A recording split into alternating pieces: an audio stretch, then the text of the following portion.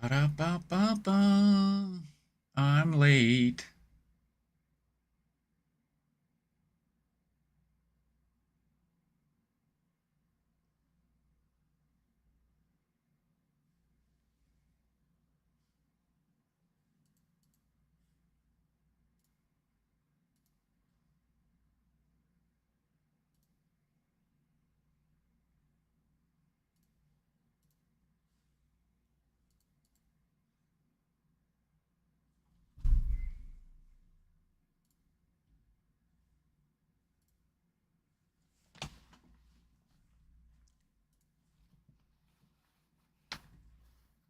Let's get it.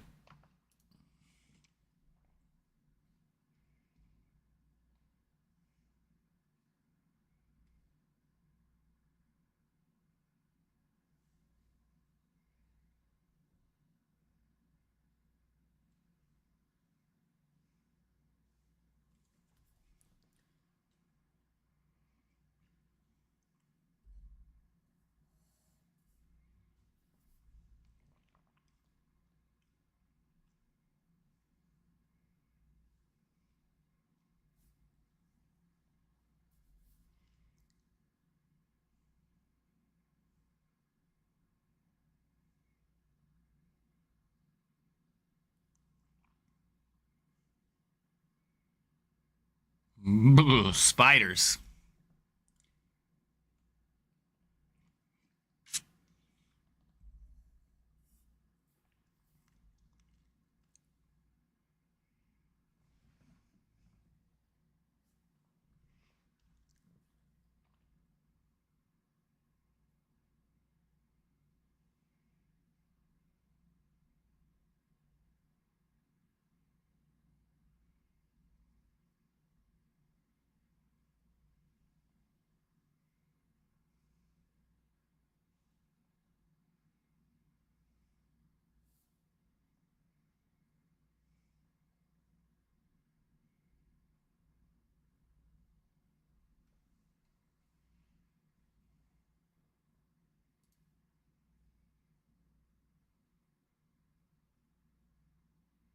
We shall end it, whatever it takes.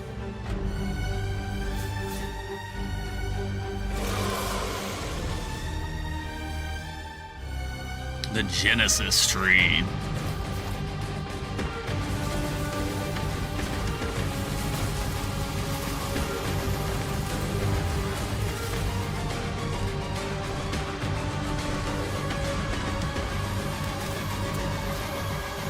Three new Uber bosses, new trade system.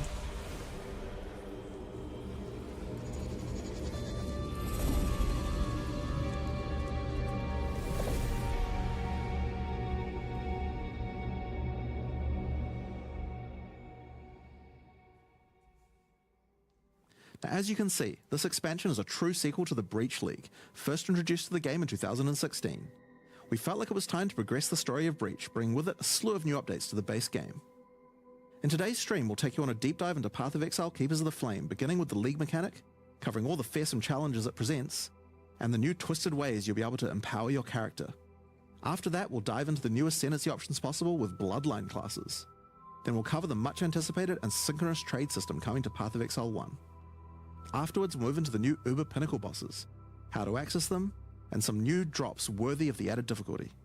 Finally, we'll cover some notable quality of life improvements before moving on to our supporter packs and challenge rewards. We'll then have a live Q&A session where Ziggy D will ask Path of Exile's game directors Mark and myself your questions from Twitch chat. And after the live stream, we'll drop the full patch notes at 11 AM New Zealand time. What 3 the PM fuck? Pacific. So let's get started. I'll hand things over to Mark to introduce the new league. Hi, I'm Mark Roberts, Game Director on Path of Exile.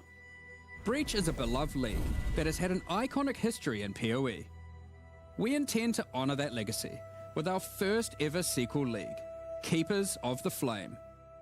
This develops every aspect of Breach, adding new layers to discover, richer lore, scarier bosses, and entirely new mechanics. That said, this is still Breach, so you will still be opening breaches and slaying hordes of otherworldly monsters. Breach Lords have found the means to stabilize the connection Like between their spitters. realm and Rayclust. Now, with their grip tightening, we learn their true goal in our world: conquest. The threat they pose has now escalated to home soil. Oh no. On the coast in Act 1, you'll encounter Aelith, the founder of the Keepers of the Flame. This is a monastic order sworn to defend Rayclast from the Breach Lords. The exit to the Mudflats has been barricaded by Hiveborn, breach monsters that are working to claim every inch of Rayclast. Aelith can grant you a small spark of the power of the Flame, allowing you to blast away their barricade and move onwards.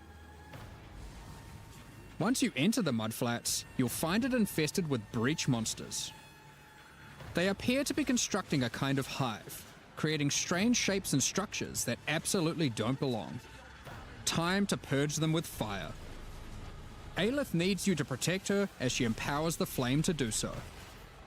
Hold off the assault long enough, and she'll be able to demolish the hive with cleansing flame. In other areas, the gap between worlds is strained. Here, you'll find a more familiar encounter with a new twist. A massive breach hand sunders the space between dimensions, and touching it will open an unstable breach, causing monsters to flood in. Oh yeah. If you can slaughter them quickly enough, you can stabilize the breach. This brazen action can draw the attention of Vroon, Marshal of Zesht, who will do Vroon. everything it can to stop you. Like a Defeating this sub-boss. boss will permanently seal the breach, severing another connection between the Breach Lord's world and Rayclast. These stabilized breaches are similar to what a breach once was, but with upgraded monsters, a success condition to shoot for, UI tracking to keep the player informed of their progress through the encounter, and satisfying feedback when you do manage to complete the encounter. We've taken all the lessons we've learned since the release of Breach 9 years ago and improved upon it in every way we can. However, much of the joy of Breach came from its simplicity. While we want to modernize the mechanic, we don't want to undermine the core experience. You're still mostly just slaughtering hordes of enemies in a circle. Hordes of otherworldly monsters. Finally, in in-game areas you Monster. might run into breach constructions that have been left unopposed for too long and have grown into their full twisted glory. Breach hives. Towering Oh, flesh-crafted snap. cities in the sky. These are the visions of the Breach Lords made real in Rayclast, teeming with breach monsters. You must raid and destroy these cities with the help of Aelith and her flame. Okay. In some of these hives, you may even It's encounter a- some of the Breach Lords themselves, who will not be happy you're intruding on their planned conquest. It's a new Breach Now, League. Let's talk loot. Of course, being an exile is hard That's about work, it so far. and you're unlikely to help entirely out of the goodness of your heart.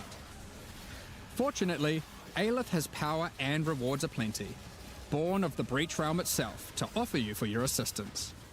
They're adding and Help her, expanding on and it. she'll bring you to the Monastery of the Keepers, the hallowed halls of Making her it order. Making it modern, Here, but you'll find not the getting rid of Genesis that. tree, the growing heart of the Keeper's power. 12-6. On interacting with Of it, smashing you'll monsters. find that this tree has a tree. The That's tree has a right. tree. It couldn't be Path of Exile unless the tree also had a tree. More importantly, the Genesis tree is an engine of unholy creation. How you and doing, profitable Sinister? one. As you complete breach encounters and work more with Aelith, you'll be able to grow the Genesis tree larger and larger, sprouting additional limbs. Each of these limbs, you'll notice, has their own inventories. These can be used for an unusual method of crafting new items. With this system, you'll be able to grow currency, uniques, equipment, and a new kind of otherworldly item, grafts. Grafts are breach hands grown directly from the Genesis tree, born of the same flesh Like it's and growing sinew off as me. the invading monsters. These fuse directly to your body in a completely safe process. Don't worry about it. With grafts, you can harness the power of the breach. Some provide passive benefits like this, or this, but they can also grant a wide selection of powerful skills. Powerful These skills? graft skills can provide a flexible way to fill gaps in your build. offering everything from damage to potent defensive buffs and crowd control. Okay. For example, the Battering Allgraft will call massive arms to erupt from the earth, stunning all those they hit. It's a big For some damage additional number. pack clearing power, you could consider the Squalling Toolgraft. When commanded, this graft will cast Dance in the White, creating a deadly ice tornado which aggressively seeks enemies and fires off bursts of ricocheting projectiles when you critically strike with skills. For some further utility and a useful buff, try out the Storming Eshgraft. This can be commanded to call down a ring of bolts from the sky that will leave behind the new Radiant Ground. Radiant Ground grants a potent damage buff to allies standing within it and makes their hit damage lucky. What? If you're simply after raw damage, look no further than the Erupting Zothgraft, which causes massive eruptions of fire where you command, which then re-erupt when you Warcry. There are a total of 16 different graft types you can grow, each with their own skill. You can even unlock a second graft slot as you progress through Aelith's questline, so feel free to mix and match Flesh Zone horrors to your heart's content. Now, grafts aren't just here to make you stronger, they are also your means of feeding the Genesis tree, which needs constant supplies of graft blood to grow anything useful. You can do this by defeating breach monsters, which will leave behind blood that your graft will automatically collect. Okay. When you feed this blood to the tree, your allocated passives will be put to work. This section of the Genesis tree can be used to grow new grafts for you, which the Genesis tree will then birth in a gruesome display. Basic passives on the tree might increase item rarity of birthed grafts, or the chance to birth additional grafts. These passives can target specific types of grafts, and this passive causes grafts to be birthed with a random amount of quality. Quality improves the amount of blood that can be stored by your grafts. This section of the Genesis tree births currency items. Nice. Basic passives can result in more or better currency. Allocate this passive to sometimes cause a shower of currency to burst forth from the flesh of the tree. Yeah, it's a bit gross, but working with the organic matter of a bunch of dead otherworldly creatures was never going to be a clean affair. Grafts themselves are born of a different world, so are unmodifiable by most currencies. However, with this passive, the Genesis tree can occasionally grow fleshy mockeries of currency orbs. I was gonna say, that new currency orbs? These function like augmentation orbs, regal orbs, or exalted orbs, but they work on your grafts instead of normal gear. Yep, Okay. it's Yep. graft crafting. Nice. Graph crafting. Allocating this passive can result in Foulborn currencies. This Foulborn Exalted Orb, for instance, behaves as a normal Exalted Orb, except it guarantees a higher tier modifier. By locking out a large portion of the lower rolls, a normal Exalted Orb would be able to hit. The largest section of the Genesis tree is used to grow rare equipment items. For these, you have a lot of agency to influence the type and modifiers on your grown item. For example, So more than you just can graphs. specifically target boots with a dexterity requirement, with an increased chance for speed modifiers, and reduced chance for cold modifiers. Or maybe you'd prefer to look for a two-handed axe with increased chance for physical modifiers. This section of the tree is for growing unique items. Similar to the Okay. equipment section, So a there are whole passives that new let you breach target growing specific types of crafting uniques, system, basically. or rarer uniques.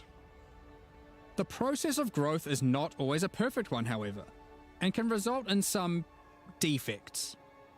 Defects. This passive can result in birth uniques becoming Foulborn, which mutates one of the existing modifiers on the item into a new one, resulting in some interesting new ways to use that unique. For example, this Foulborn Quill Rain no longer has increased projectile speed, but instead has increased area of effect. Another Foulborn Quill Rain could replace the mana gained on hit with the much more powerful modifier where insufficient mana doesn't prevent your bow attacks. Here are some other examples. Wow.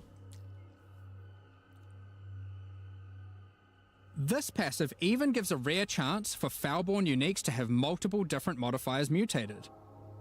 I'm sure you'll come up with some extremely powerful uses for these.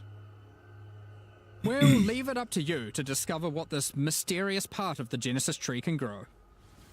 So, ultimately, you'll be slaying masses of breach monsters, harvesting blood with the aid of your grafts, feeding that to the Genesis tree, growing some items and better grafts, and back again to the slaughter. As with all our challenge leagues, this league will come with a set of 40 challenges to pursue, and completing them will award you with the Keeper of the Flame armor set, allowing you to truly embrace becoming a monk and worshipping the Dreamer. That's pretty snappy. Graft skills won't be the only new tools to play with.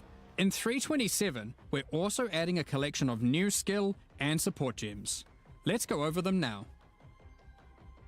Kinetic Rain is a new wand attack, which covers the ground in unstable kinetic energy. Oh my gosh, These dude. hazards collapse at the slightest touch, releasing their energies into any unfortunate soul who happens to be standing on them. That looks cool. With enough projectiles and area of effect, an enterprising exile could carpet the world in dangerous kinetic force.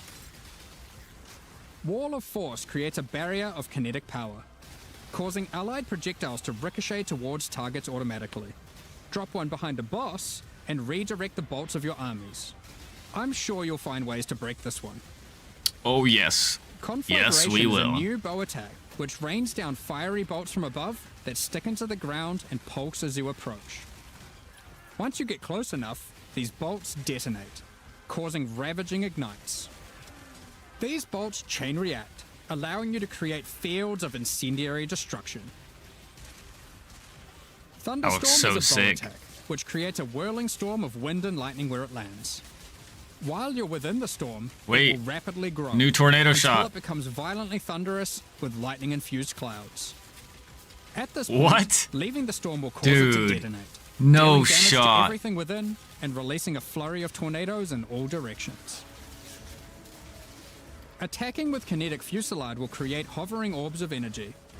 These linger for a few moments above you before Kinetic zipping off to fusillade. nearby targets. Not Ember chaining Fusillade. between Kinetic, them, then kinetic detonating. Fusillade. Living Lightning support will bring to life living sparks of energy. Elemental minions that zap through packs of enemies with speed and ease. Use these alongside your spellcasting to augment your pack clearing abilities, or find whatever means possible to cover the world in living sparks of ruin. Oh my gosh. Wind Burst Hi. support unleashes chaotic tornadoes as you attack, which ricochet around wildly and quickly. These deal moderate damage as they travel, but will explode into a highly damaging burst when they expire. So it's a choice between scaling their duration up Wait. to get better coverage, or down Is to that access tornado the burst more shot? quickly. That's actual tornado shot. Kinetic Instability is a support gem to go along with the new wand attacks that causes enemies slain to leave How are you, behind Tyrion? the same orbs of shimmering energy that Kinetic Rain creates. One might ponder just how many orbs you can create if you were to use both. Too many. In Oh my gosh, there's gonna be so many Exiles broken will be able builds. to absorb the power of some of the bosses they defeat. These take the form of new Ascendancy class options, called Bloodlines. Bloodline classes are a new means of character customization in the endgame. They are secondary Ascendancy classes that are unlocked by defeating specific endgame bosses. They are good. allocated with your normal Ascendancy points, and you'll have to choose how many of your points go into the original Ascendancy and Yo, how many Drekazoo, into thanks your for the King Bloodline Heart, buddy. class. How you doing? What's This up? means there is a nigh limitless ability to mix and match here, Excited. as you could choose to invest just a couple points into your bloodline, or max it out. And you could take any bloodline with any base Ascendancy class that you see fit. I mean, we're what? To unlock your bloodline, Not even hunt 20 minutes down the in? in-game boss whose power you desire, and defeat them. Or have a friend help, and claim the power Thank you for for likes, your buddy. own. Not only do we have There a are new 10 Breach bloodline League, classes to discover. they've announced several different Bosses awesome who offer things this power are about typically it. associated with past leagues, giving additional reasons to engage with that league content. Let's run over a few examples. The Chaos Bloodline will be offered to you by the Trial Master, if you manage to succeed his final challenge. With his blessing, you can greatly augment your Val skills in different ways.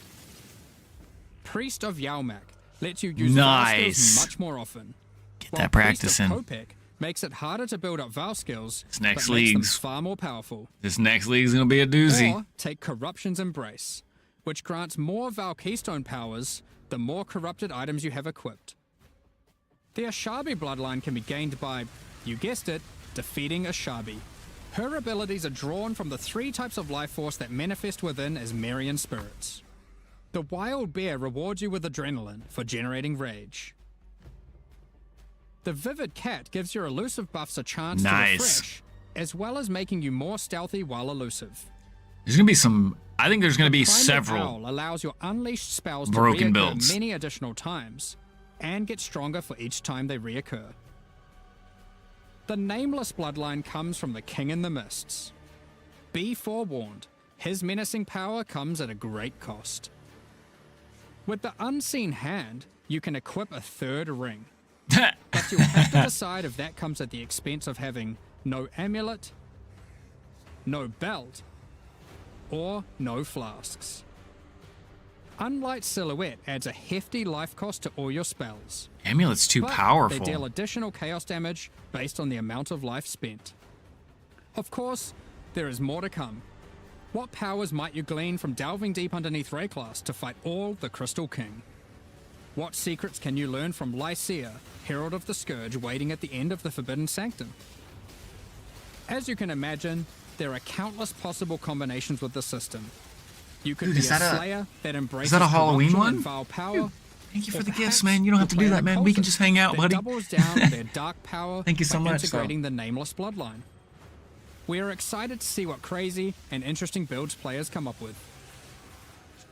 In the most recent Path of Exile 2 expansion, the 3rd Edict, we introduced a Get some rest, buddy. anticipated feature, Appreciate you. fully asynchronous trade. Asynchronous It was trade, a baby. fantastic success. So now we're excited to announce that we'll also be adding this feature into Path of Exile 1. When you reach Act 6, yeah. you'll be able to find Faustus in Lion Eye's Watch. Previously, he just operated the currency exchange. Now, he will also act as a steward for your merchants tabs. These are where Okay. you can place items for sale, for direct and instant purchase by other players even when you're not online.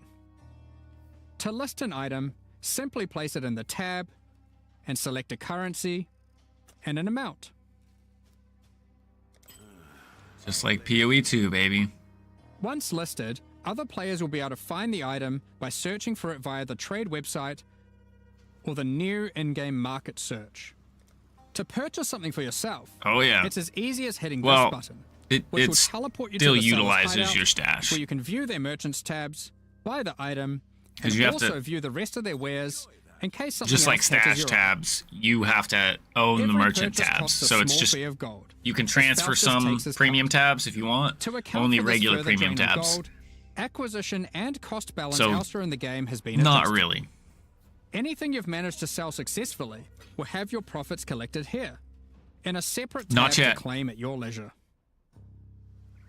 To be clear, previous means of trading, such as via pre-existing premium stash tabs and the website, it will still Chuckle function Land just as before. 2? Not yet. Merchants tabs I'm hoping, and I'm hoping. the asynchronous trading that comes with them are an entirely additive feature on top of the already existing methods to trade. Okay. So you can still trade in the normal ways on top of the other You stuff. might find yourself needing My the trade system to buy some dude. upgrades, because this update also introduces Right as I 3 look new away. Uber Pinnacle boss fights. D-Mac! These encounters are manifested from the memories What's of up, Xana, buddy? and It was in a her pleasure long meeting torment, everyone, man. They have festered into something truly deadly. These fights offer an You have to say when you I don't want to make this sound like bad or mean to anybody, but when you truly are disappointed in having to leave, you know you're surrounded by good people. posing challenge, alongside powerful rewards.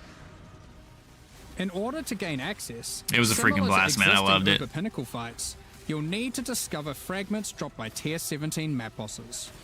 Each attempt at the new Uber Pinnacle fight will Exactly, require me 5 of too, these. dude. It was freaking awesome, Let's man. dig into some of the challenges you'll need to face in these new Uber versions. In the original incarnation of Neglect fight, the statues can be used to block the laser beams to Such hide a good behind. time. Next giving year's you going to an be bigger opportunity and to better. Avoid being shocked, frozen, or killed. It might not even be When you run correlated daily with statues, they TwitchCon. activate and allow you to reposition them. While activated, they will not stop the lasers, meaning you want to position them well, then avoid them. However, in the Uber version of this fight, instead of being a safe haven, the statues will refract the laser beams, causing a ruckus of energy to cover the arena.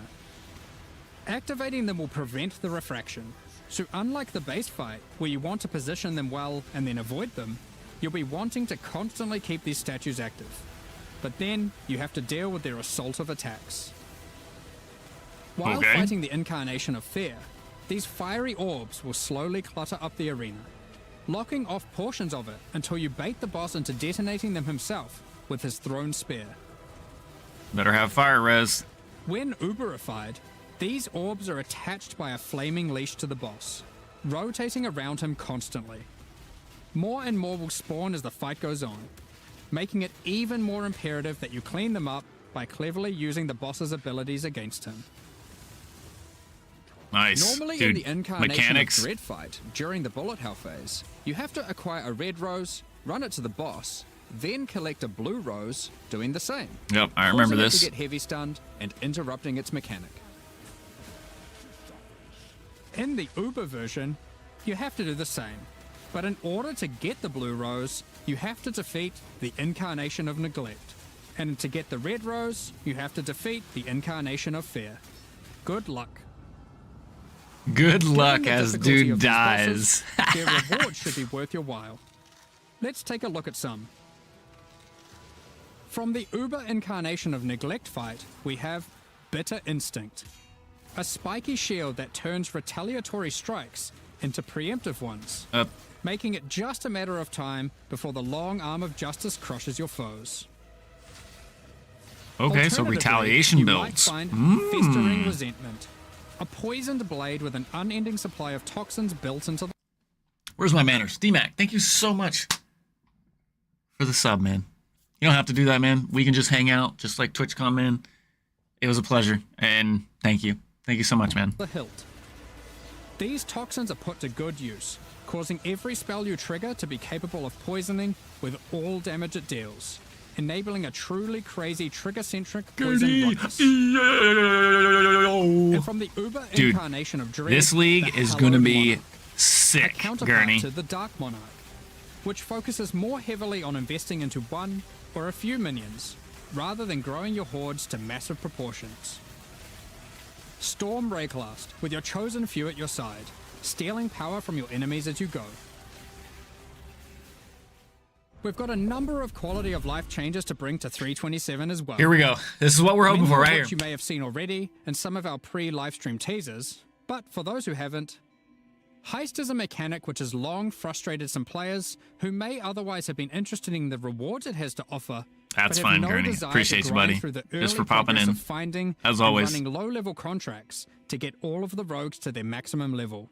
Yep, this is a huge Well, W. Starting in 327, Heist rogues will automatically begin at maximum level, so you can start your dubious criminal career without all the busy work. Points invested into your Atlas passive tree will now be refundable with gold. Just speak to Oh, character to do nice. so. For players who love jumping between strategies, there's also an option to instantly refund your entire tree. There which we of go, course baby. Can now also be done with your regular passive tree as well. Now you can make all your decisions with no regrets. Yes, Ray Muniz. Well, maybe some Muniz. regrets. Yes, You no this is for longer need to POE1. purchase bestiary orbs. You can now itemize beasts for free directly from your bestiary. From late Act 1, you can now mass identify your items at an NPC in every town. But keep in mind, a lot of the stuff that we see in one game, if it's a good, huge success in one, it's very likely that it will be brought into the other one, right? Whether it's 1 to 2 or 2 to 1. So just keep that in mind. Like, good things that happen in one game, if it's really, really good, there might be And from Helena in your hideout. an adjustment This to does it, not but we require more than scrolls of likely will see it in wisdom the at other. all.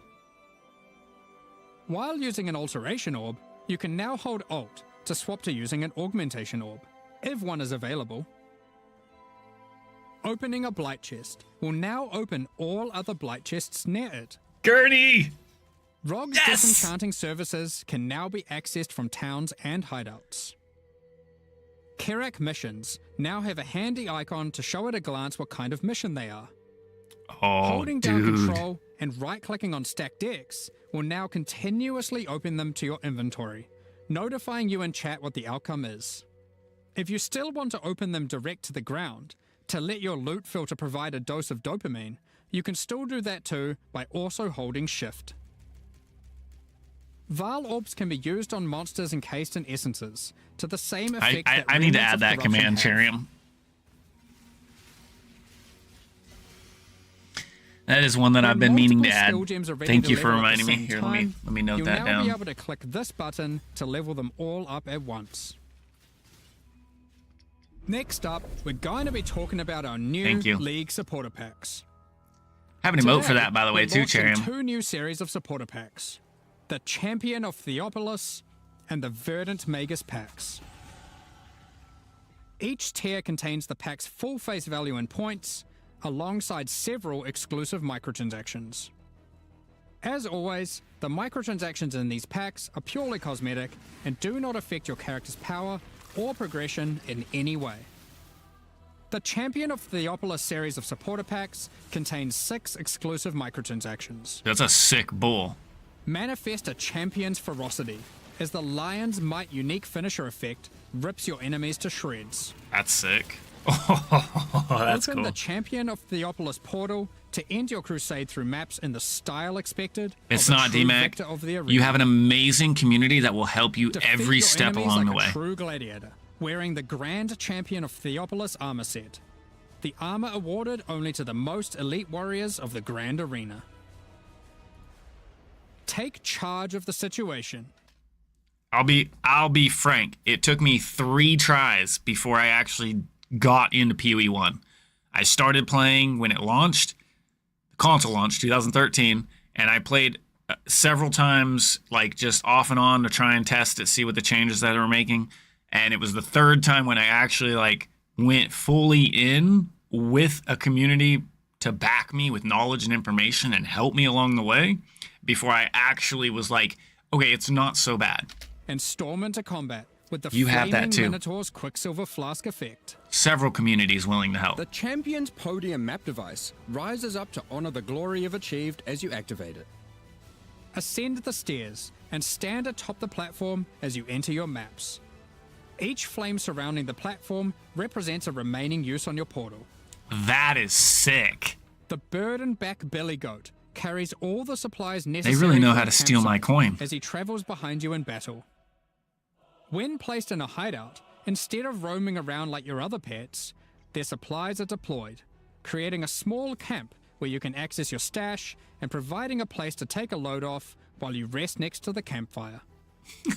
Campfire chats, baby. The Verdant Magus series contains 6 exclusive microtransactions. Having Faustus Wait, sell your items on your behalf was that a is great and portal? all, Transmog? but sometimes you just want to fuck was feel a that? little bit more shady about your dealings. The Back Alley Trader hideout decoration is more secretive with your trades, creating distance between you and your customers. Note that until 327 is released, this Back Alley Trader will only serve as your currency exchange. Once it's out, it will be updated to have the new Managed Shop option to also facilitate your trades. The Verdant That's fucking Wayfinder Pet sick. Is a loyal companion to any Master Magus. As you approach waypoints, it envelops them with its vines, guiding you throughout Rainforest. Control Earth and Busted nature itself motherfucking as the jinx. great What's up, Verdant dude? Magus armor set Welcome in. envelops you in the ancient power now lost to time. There's also I'm a so matching back excited for attachment this included. new league, man. They're doing so many good Remnants things. of the forest ripple out from within Shut you up, with the Huston. Verdant Magus level up You effect love equipped, Cherry. restoring life to the corrupted land. Call on an ancient golem to use their power to create a safe passage for you to retreat through with the Arcane Golem portal. As a Supreme Verdant Magus, you can travel Nice. to your Arcane Isle hideout. A cluster Later. of I'll save 'em items for when you held get back. together by ancient magic passed down between elite mages. Stand atop your tower and relish the great heights you've reached above those who have not harnessed the arcane. That's sick. Packs are now available Fucking for A, purchase dude. on both PC and console, and will remain so during Path of Exile: Keepers of the Flame. I don't deserve it, Huston, any microtransactions but from thank these you. supporter I appreciate packs it. will be made available for use in Thank Path you of so much, Exile man. 2. You gonna be diving Meanwhile, into some the POE1, Cryptkeeper and Huston? Frisian Magistrate packs leave the store forever at the launch of the Keepers of the Flame League. So now's your last chance to purchase them. Thank you so much for your ongoing support. What he said. Thank We're you just so about to much. start the Q&A with Ziggy D. Afterwards, Thank we'll you for the post gifted sub to full patch Charian, notes for Huston. Path I of appreciate Exile, you. Keepers of the Don't Flame have to, at but you 11 choose to a.m. New anyways. Zealand Thank you time, so much, man. 3 p.m. Pacific. With release at the end of next week, our And? community team will be posting crucial information you'll need for the release. Keep an eye on the news. Thanks for joining us today and checking out our latest developments. We're looking forward to holding off the Breachlord's conquest, crafting gruesome grafts, planning dozens of fun. Bloodline-empowered builds, and filling out our trees tree. We Filling hope out you our all join trees us. tree. That was funny. Okay, so now Q&A with Ziggity. Yeah, it's fun. I loved it. It was awesome. It's less complex, easier to learn and understand. I wish that Path of Exile would Exiles, adopt and welcome to the some of post-reveal these discussion and Q&A features that Last Epoch with has. Jonathan and Mark, lead guys who make games, I believe was what we discussed as the Official titles. yeah, That's the official title. Yeah. Excellent. I like it. It's good. We're talking about how to inflate their titles in the lead up to this.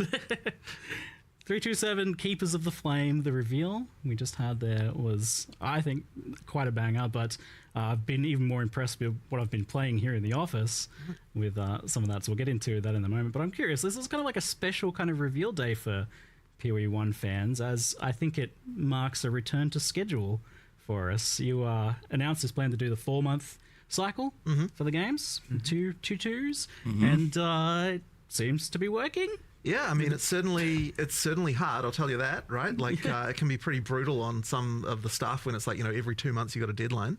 But yeah, I mean, look, we have to do it, right? Like, I mean, that was always the intention, to get, the regular schedule. It's super important. So we have to make it happen. We have to make sure that is something that we can do going forward. Is there drops But yeah, on? I would, like, I'm honestly, I'm so happy that we managed to, to get everything back. And I think it helps a lot. I think like things feel there's a supposed lot to be less, drops. like, I can't remember. crazy here this visit for me. If it's just like, watching. and things seem a bit more of a finished state as well from what I've been looking at. So Well, we're putting a lot more effort into sort of getting that production process down, making sure that everything's... What class are you playing, going Huston? Well, like, we're hiring producers at the moment, just by the way, in case anyone's out there. It's like, looking for... My favorite so far has been for a production job. But the Beastmaster Squirrel build. On making sure that, Void so Knight. you've got a schedule Yeah. like this when it's this Yeah, Void tight. Knight. You have to be That's a really, good one really too. careful, because like, I Very, would say very one strong. of the hardest things that we didn't expect, trying to make sure that we get the schedule this short, is you start to become really vulnerable to just like random things, like this person gets sick or like something like that, and it's like suddenly it's like a real challenge. So that's been real hard to adapt to. But yeah, I mean, honestly, we have to do Yeah, it. because POE2's 030 kind of, we missed it by Oh, a week okay. or two as well. Yeah, We're like, normally that's okay. Yeah. You slip a week or two, but now all of a sudden, now you got a bit 2 weeks The eraser build? with 327. yeah. And it certainly has less room for error. But again, that's why more production staff should help, and we are just going to get better at it. yeah. But yes, we made it to 326 and now 327, mostly on schedule, give or take. Mostly. one was, you could argue one's an anomaly, 2 is a pattern, so hopefully it should continue as normal. But yeah, we'll get better at 100%, so we'll work out the kinks. But it was always going to be some growing pains to going to 6 releases a Well, year. that's a good one. Across both Path of Exile. That one will go far. Yeah, I remember thinking when you guys were doing 4 releases a year that was crazy. So 6 is pretty wild, but it seems to be happening. So fingers crossed it keeps happening. Is the contingency just that, like, occasionally you just might delay by a few weeks here? I don't want to. I really want to be real strict about okay. it. Like, Yeah, we said we'd stick to the time and adapt the content around the time. Like, consistency is key. I agree. So hopefully we can keep doing that. That's still our current philosophy and plan. So yeah. I think you were telling me once before, Jonathan, that when you have that for a while, It's, But it Yukio, are you helps playing everyone get an POE1? idea of, Because like, this is what this is about. This is about It POE1. helps with everything, right? It helps with the players. So there is to see swords and it helps daggers. with, Yeah. like developers, like it's just overall. Did my title like, not way change better over set. there? So, Breach 2, aka Keepers of the Flame. It's the first real direct sequel league in PoE. Now, I know we're kind of sequeling with stuff in PoE 2. There's like definitely follow-ups there, but this is the actual first true sequel. People are pretty keen on the idea. Yeah. I think the reception's been pretty good so far, first impressions.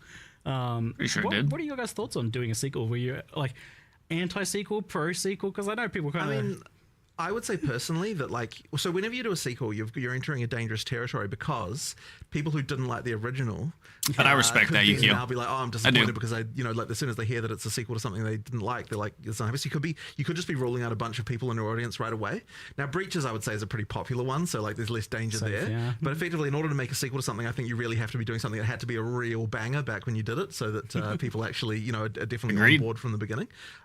In general, I'd say we'd prefer to do stuff that's like new, but I think this one was a good fit. It was a good example of something to do, and yeah, people are liking it. So It's I mean, as Jonathan said, yes, like some leagues are more divisive than others. Some have Right. more kind of X factor out there gameplay, with Yeah, the whole yeah. Blight Tower defense, and Yep. some of them are more maps and a bit more crazy. And immediately you do turn off some people, and we know that going in. When we make these, we try and make it, something good for everyone. But Breach had that, just like you're just slaying hordes of monsters. You're just killing. It's the classic. We talk about reinventing the wheel here. We talk about not reinventing the killing monsters in circles. Right. And it has that. And by the way, that is a massive thing when doing the sequel, is we're like, we must keep the killing monsters in circle. Because the last thing I want to do is, and this is another risk of a sequel, is take something that people love and then just ruin it. Right. Yeah, nobody wants to do that. We really focused on the weaknesses of what Breach had, because it was nine years ago, almost to date, I think it was. Don't I say think it was that. December 9 years ago, so we're almost there. Yeah, just if you want to feel a bit old for a moment there. My back. And I actually still remember working on it. It does not feel like it was that long ago. I made those five, the 5 Breach Lords back when, and put together all the monsters and all that interesting stuff back then. And I was like, what was I doing? Like, we took He got you, the player Cheerio. characters, put some micros on them, and Twice. dunked them in red That paint. was the style at the time. It was like, so it's not only been fun to come back and do a sequel, which, by the way, we've codenamed Breakwall, just to... Breakwall? Come on. Important. We've coming with like 9 years of lessons learned, including with all the lessons learned from POE2 as well, and then coming back and being like, what do we know now that we didn't know back then? And it's like, okay, let's not sabotage the gameplay, the killing of monsters, the killing monsters in a circle, and let's focus on the weaknesses. And so then we looked at, okay, well, nowadays, if we were to do a league, it generally comes with, some character power arc. You've got some crafting system. There's generally a meta system, and then that's where you get like the grafts, the Genesis tree, and all that stuff come in. And again, focusing on that, less of like, focusing on the combat mechanic this time around, because we kind of knew that was a success. Yeah. You'll find that. It might be less trivial with some of the other contents that's a little bit more like crazy with respect to combat. But we'll see. I'm definitely eager to dive into like basically all of the things you mentioned there. But out of interest, what's like a league mechanic or a expansion that you either would or wouldn't want to sequel at some point? Like, what would be a bad example? Is maybe interesting. Well, I think the one that you said there with the tower defense stuff, it's just like that would be very divisive, right? Immediately, if we said doing a sequel in POE1 to that, there'd be immediately a bunch of people would be like, yeah, I like Blight. I know, but a lot of people I think don't, you'll right? get both ends of this. I think you'll get the most passionate people Exactly, wanting right? it, and then Yeah, you'll yeah. get the most people that hate it on the other side. Right. For sure. Yeah. That being said, like, it isn't like, oh no, that means Blight's never getting improved. Right. There's differences between overhauling and improving a league. Yeah. And there's and obviously doing a narrative sequel where you kind of step away from some of it, and so really here it's like, yes, Blight, there's so many leagues, right? Insert all of them will get attention. Sometimes it'll just be quality of life, similar to what we've done with Heist this time round, because honestly that probably deserves more. And then other times it'll just be an upgrade. I Be it either on- certainly wouldn't want people to say, "Oh yeah, we're just going to do sequels from now on." That we're definitely not. Like, I don't think it's going to be the most common thing. I think it's just a thing we decided to do here, and maybe we'll do it again sometime. But most of the time, I think people want new stuff, different new things. I like the revisits. So I wonder. There's definitely some lore and stuff I'd like to see expanded. Like I feel like Harbinger, for example, touched on some stuff that was maybe only scratching the surface. Part of what allows us to do the sequel here, by the way, and from a more production point of view, is that because we did the Twisted Domain and the new Breach monsters in PoE2. Yeah. We got to utilize the monsters. So we didn't take the bosses from PoE2. We made full from scratch boss fights Nice. for Keepers of the thanks for Flame. the likes, Fireball. But for the Appreciate you. for the monsters, a lot of it's reusing the models, the animations, the rigging, a lot of the art side of it. And because we get to do that, we get to then focus our attention on all those other things that we would otherwise have to have a bunch of resources dedicated to.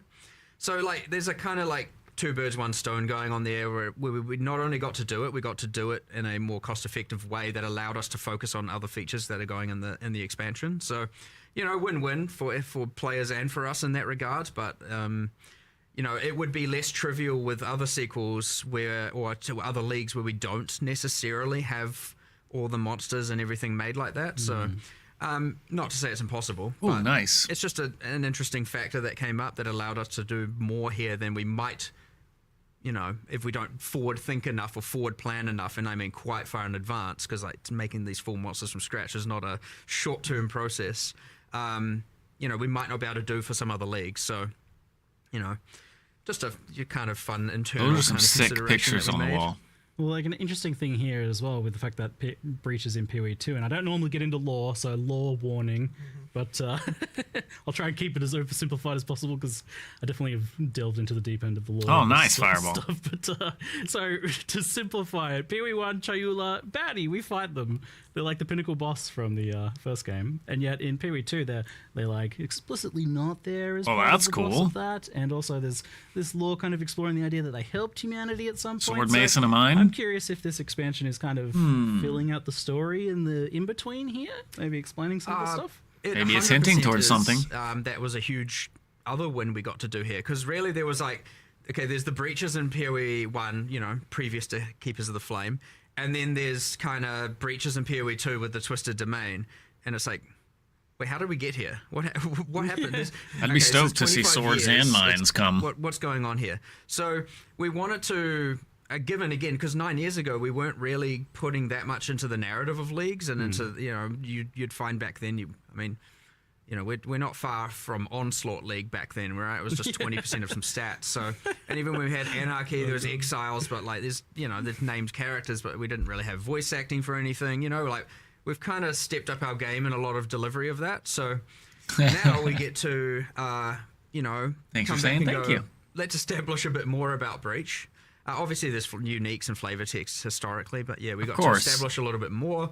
Add some interesting stuff to it. Meanwhile, also, progressing the narrative towards what if people are playing PoE2 see. Now that being said, if you just play PoE2, you don't need to know all of this. If you just play PoE1, good on you. You now know it all.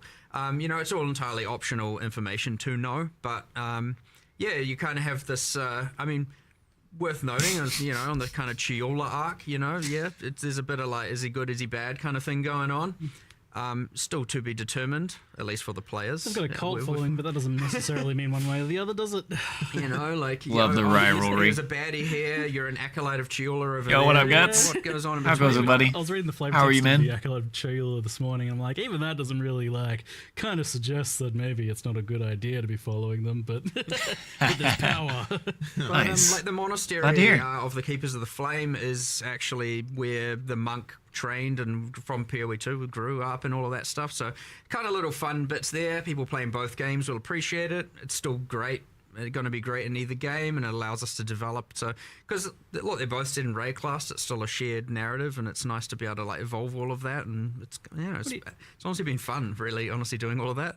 It's cool. I It's bet. cool expanding, You'll be diving into PoE1 some of the guts story of on- the Ascendancies there as well, like on Halloween? tie in there as well. But You said the monks trained there, though. I thought you were just telling me earlier that the monks trained here in the studio. What's Yeah, so technically now, officially, the monk has been trained by POE1 or POE2? one of our IT administrators here. Thank you for the likes, by the way. Appreciate you. He was the person he's I'm not sure what the martial art is, but he's very well trained. I believe a black belt, and we used him for our mocap reference. That's so cool. Hopefully he doesn't mind me mentioning that, but it's Awesome. it's quite fun. I think our animators enjoyed that one a little bit as well. So That's awesome. I don't. You guys hadn't really done too much of that. in the Nice. past, Congratulations. Making it to maps. That's awesome. Animators always film visual references, so like they've got a room basically where they go up. I'm and excited. Just, like doing all the animation, acting out. They're often not actually mocapping technically with like all of the suit and everything, but they're often filming that and then doing animation to it. So the it's pretty common. I'd say one of the most useful pieces of technology that we've been able to benefit from is it's a literally single phone shot mocap and very quick from recording to in-game animation. It works really well for That's good. It's a good game. animating, obviously humans. A little complex. But a lot of things you got to learn, but when it's definitely worth involving learning. just a single human, it's like ultra quick. Like if you have two and they have to interact and make contact, it's not very good at handling that. But it's been insanely fast. So you just get a single small tripod with a phone, and you can record a human and chuck it in game pretty rapidly. So that's been amazing, and Yo, also Josh. almost Welcome in. all of the human Thank you for animations the follow, you now Gets. see in game Appreciate you. where it's not someone punching or hitting another person. So like, it's not the best for combat and kind of scripted cinematic interactions between characters, but just those kind of freestanding town idols and all of that stuff, you can do pretty rapidly now. It's been a pretty big improvement, I'd say, in a cool way. So Yeah, and That's I mean, good. you're getting like POE2 quality stuff in Path of Exile 1 as well. Like I've definitely seen things like that's a lot more going on there than there usually is in POE1. You were just talking about the fact that the original bosses were just exiles with extra color filters on them, right? I mean, everything new that goes into POE1 like has been a lot higher standard than some of the early stuff for a Yeah. very long time, right? Because it's not like you have people being like, oh, you know what, I'm going to make this worse quality because it's going in POE1. Like obviously they're going to make something look as good as we can make it, right? So artists are everything- Right, artists, yeah, exactly. of course. Right? I mean, the good You quality could art. make. you could probably phone it in a bit more, I reckon. but They don't. No, an artist doesn't want to do that, right? They want to make stuff fair. that's good. So Who wants to do that? Yeah, I yeah. appreciate That's a that quick mindset. way to remove shirt their turned out satisfaction, so right? sick. Make bad stuff. Yeah. It's too good. Yeah, fair enough. So you mentioned the sanctity of the kill monster in circle. Probably so on hard the to see mechanical on there, front, I noticed that there's actually two distinct types of breaches here. There's very much close to the original one, but then there's this hive one. What are the differences between the two, and how do So they work? we've got 4 encounters total. At the more common one is the kind of what we're saying is the hive. So the breach have come through those the hand portals. They've stabilized the breach and are now building their hives. And so you'll come across there's heaps of walls and constructs and some half organic, half inorganic. And you get the little spider things, which I think is the Twitch drop for the stream. You get those and they're kind of building and they're like putting together like molecule by molecule building these hives. And that's the one where you come in and you get given the power of the Keepers of the Flame, and that can just incinerate away all of the materia, and you're kind of just like running around pretending to be a Righteous Fire build for a I'll moment. just note as well, like you don't have to click any doors or like yeah, jump no, into any no, walls. run through. They just evaporate before You just run around. You run around so burning good. stuff. It's kind of satisfying. You see ash going everywhere. There's a couple things going on there. So Built-in Righteous Fire, Generally, you boys get to and the girls. center. You summon an Aelith. You start the encounter. And effectively just kill a whole bunch of monsters. They're trying to get to her. They're trying to kill her. They're not super effective at it. We're not doing the whole like, they are persistently wanting to aggro on her. They're going to try and kill you. They just That's seem to go for it, honestly yeah. more of an immersive flavor thing than it is like meant to be too interruptive of a mechanic or anything like that. Again, because I wanted to just keep killing monsters being the primary focus. But there is a thing where the more walls you burn, the more Yeah, stuff you there's get. amongst all the walls you can get these like spawners, these like hive portals, where the monsters can then come through. So if you want to activate more, to have more monsters, have more difficulty and get more reward, you want to burn as many of those hive spawners as possible, and then they will Nice. turn into portals once the fight begins. Built-in little mini If you mechanic just want to run increase the center, difficulty. Start the fight, do the fight, and leave. Go for it. The other thing here is though that of course, obviously this can be a bit of a clear, speedy thing where it's like Yeah. So during those encounters, using the power of the purple flame. These kind of purple flames scatter out, and each of them kind of has a skill attached, just like an oh shit button. And so like if you're getting overwhelmed, there's like different things you can just click if you wanted to, if you needed to. Most powerful characters, you'll be fine. Just as it kind of like will send out a giant nuke and clear stuff, or like create this like flame wall, and anything that runs into it will burn. And that's honestly more to help out players that are kind of struggling or on the weaker end and aren't like, able to kind of keep up with it. So it just normalizes the difference between bottom end and top end a bit. Again, not meant to be intrusive, not meant to be like complicated. We kept it simple, and it's just like 99% of it. I mean, just when you boil it down, it's basically just like a fast-paced wave defense. Like, just survive 6-8 waves of monsters that are rushing at you pretty fast, and but it doesn't have that same clear speed pressure that the like basic one has. 153. Yeah. So there's one encounter. Hang on, let's show those again. So, fair enough. We'll let it be a mystery. But yeah. So this skill tree, you actually did it. You made a skill tree. Well done. Yeah. So that's one encounter. Second encounter is like the traditional breach, the one that players have, historically been playing. You activate a thing, the breach expand out. So these are breaches that haven't been stabilized yet. Oh, what up, Eshwin? So they haven't come through to build their hive. So you activate it, it starts expanding, you kill all the monsters, it's revealing, and then once you've killed enough, and if you can kill enough, like it can be kind of hard early game, but like towards end game, that's your goal. You'll notice a progress bar filling up. And once the breach gets to the end, that means that it will become stable. And so what was going to happen is when it becomes stable, the breach are going to send through their like difficult monsters, their elites, their enforcers, their front line to come through and secure the area so they can send through their like little worker spiders to start building their hives. So this is like a yet to be a hive. And so you don't witness all of that. Generally, what you do experience is you kill enough monsters, and then in the center, the portal activates, and a bunch of monsters and often a boss floods through. And so now you have to go back to the center and fight all that, kill everything. Normally don't start for another minute. The boss, get the loot, and then everything drops then and there once you successfully do that. If you can't do it, run away. That's up to you. You can still play it the old way if you want, and like not get so much rewards. Just kill as many as you want and move on. But generally speaking, you'll want to go back to the middle. You want to kill the either waves of hordes of monsters coming through the portal or the boss that spawns. That like locks open then once you reach that stabilization point. Yeah, it locks open the time. Yeah, so that's another good thing. Yeah, so the existing breach. I mean, obviously, it's pretty outdated and even imbalanced, and often people were killing the breach lords, the wild ones, in like a matter of seconds. But what up, TTP? I wanted to make sure that boss fight didn't have a time condition. So once it stabilizes, that's it. You just once you kill them, it closes. You have infinite time to kill that boss and fight those monsters. You're not just like, oh my god, I got to do it. So like it is a more substantial, and generally because you've cleared everything in that circle now, it's like it almost like you created your own arena. You've got like a nice clear area where you can fight that boss and focus on killing that boss.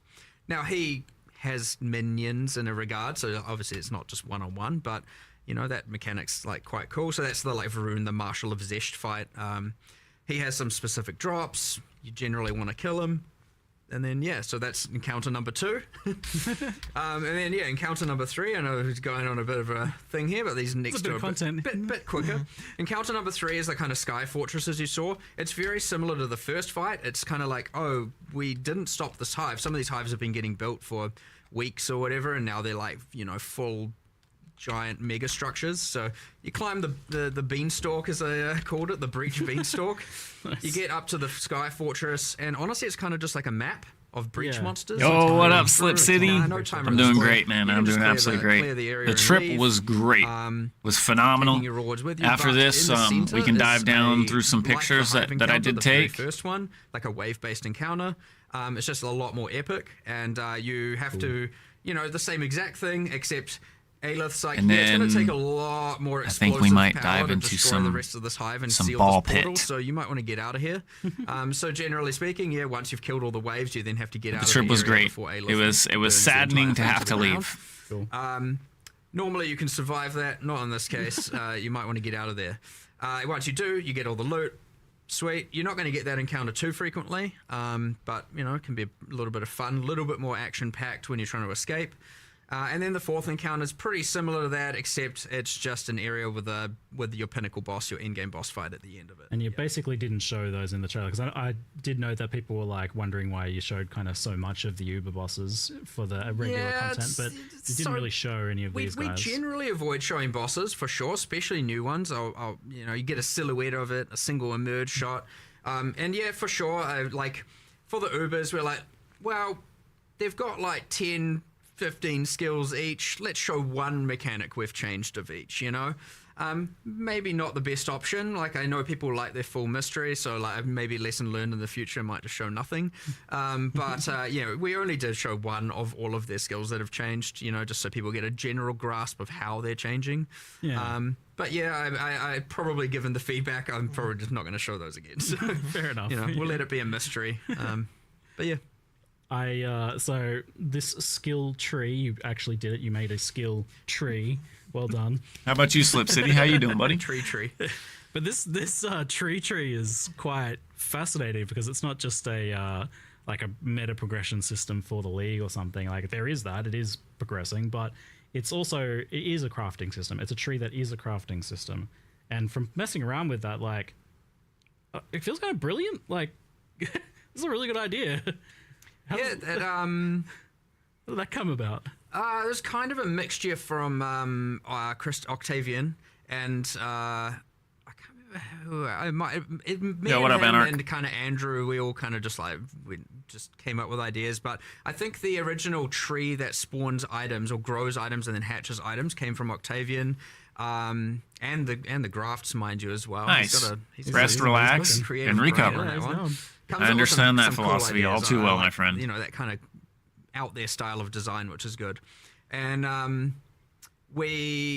so eventually we took that kind of idea. I was the one who brought Breach to the table and was like, oh, we can unify these. And that came from a interesting thing where in the Twisted Domain in POE2, you get these, you have these trees made of hands that the environment artists made. And I really love them, and I'm like, normally, because you're on a timer in that area and you're going hard, you're fighting monsters, you don't really get to appreciate a lot of the art assets in there. Zoom. And I was like, wow, damn, I want to use those trees, but have them, because I think they're petrified in that version. So I was like, what does that look like when it's a bit more alive, a bit more organic, a bit more gross?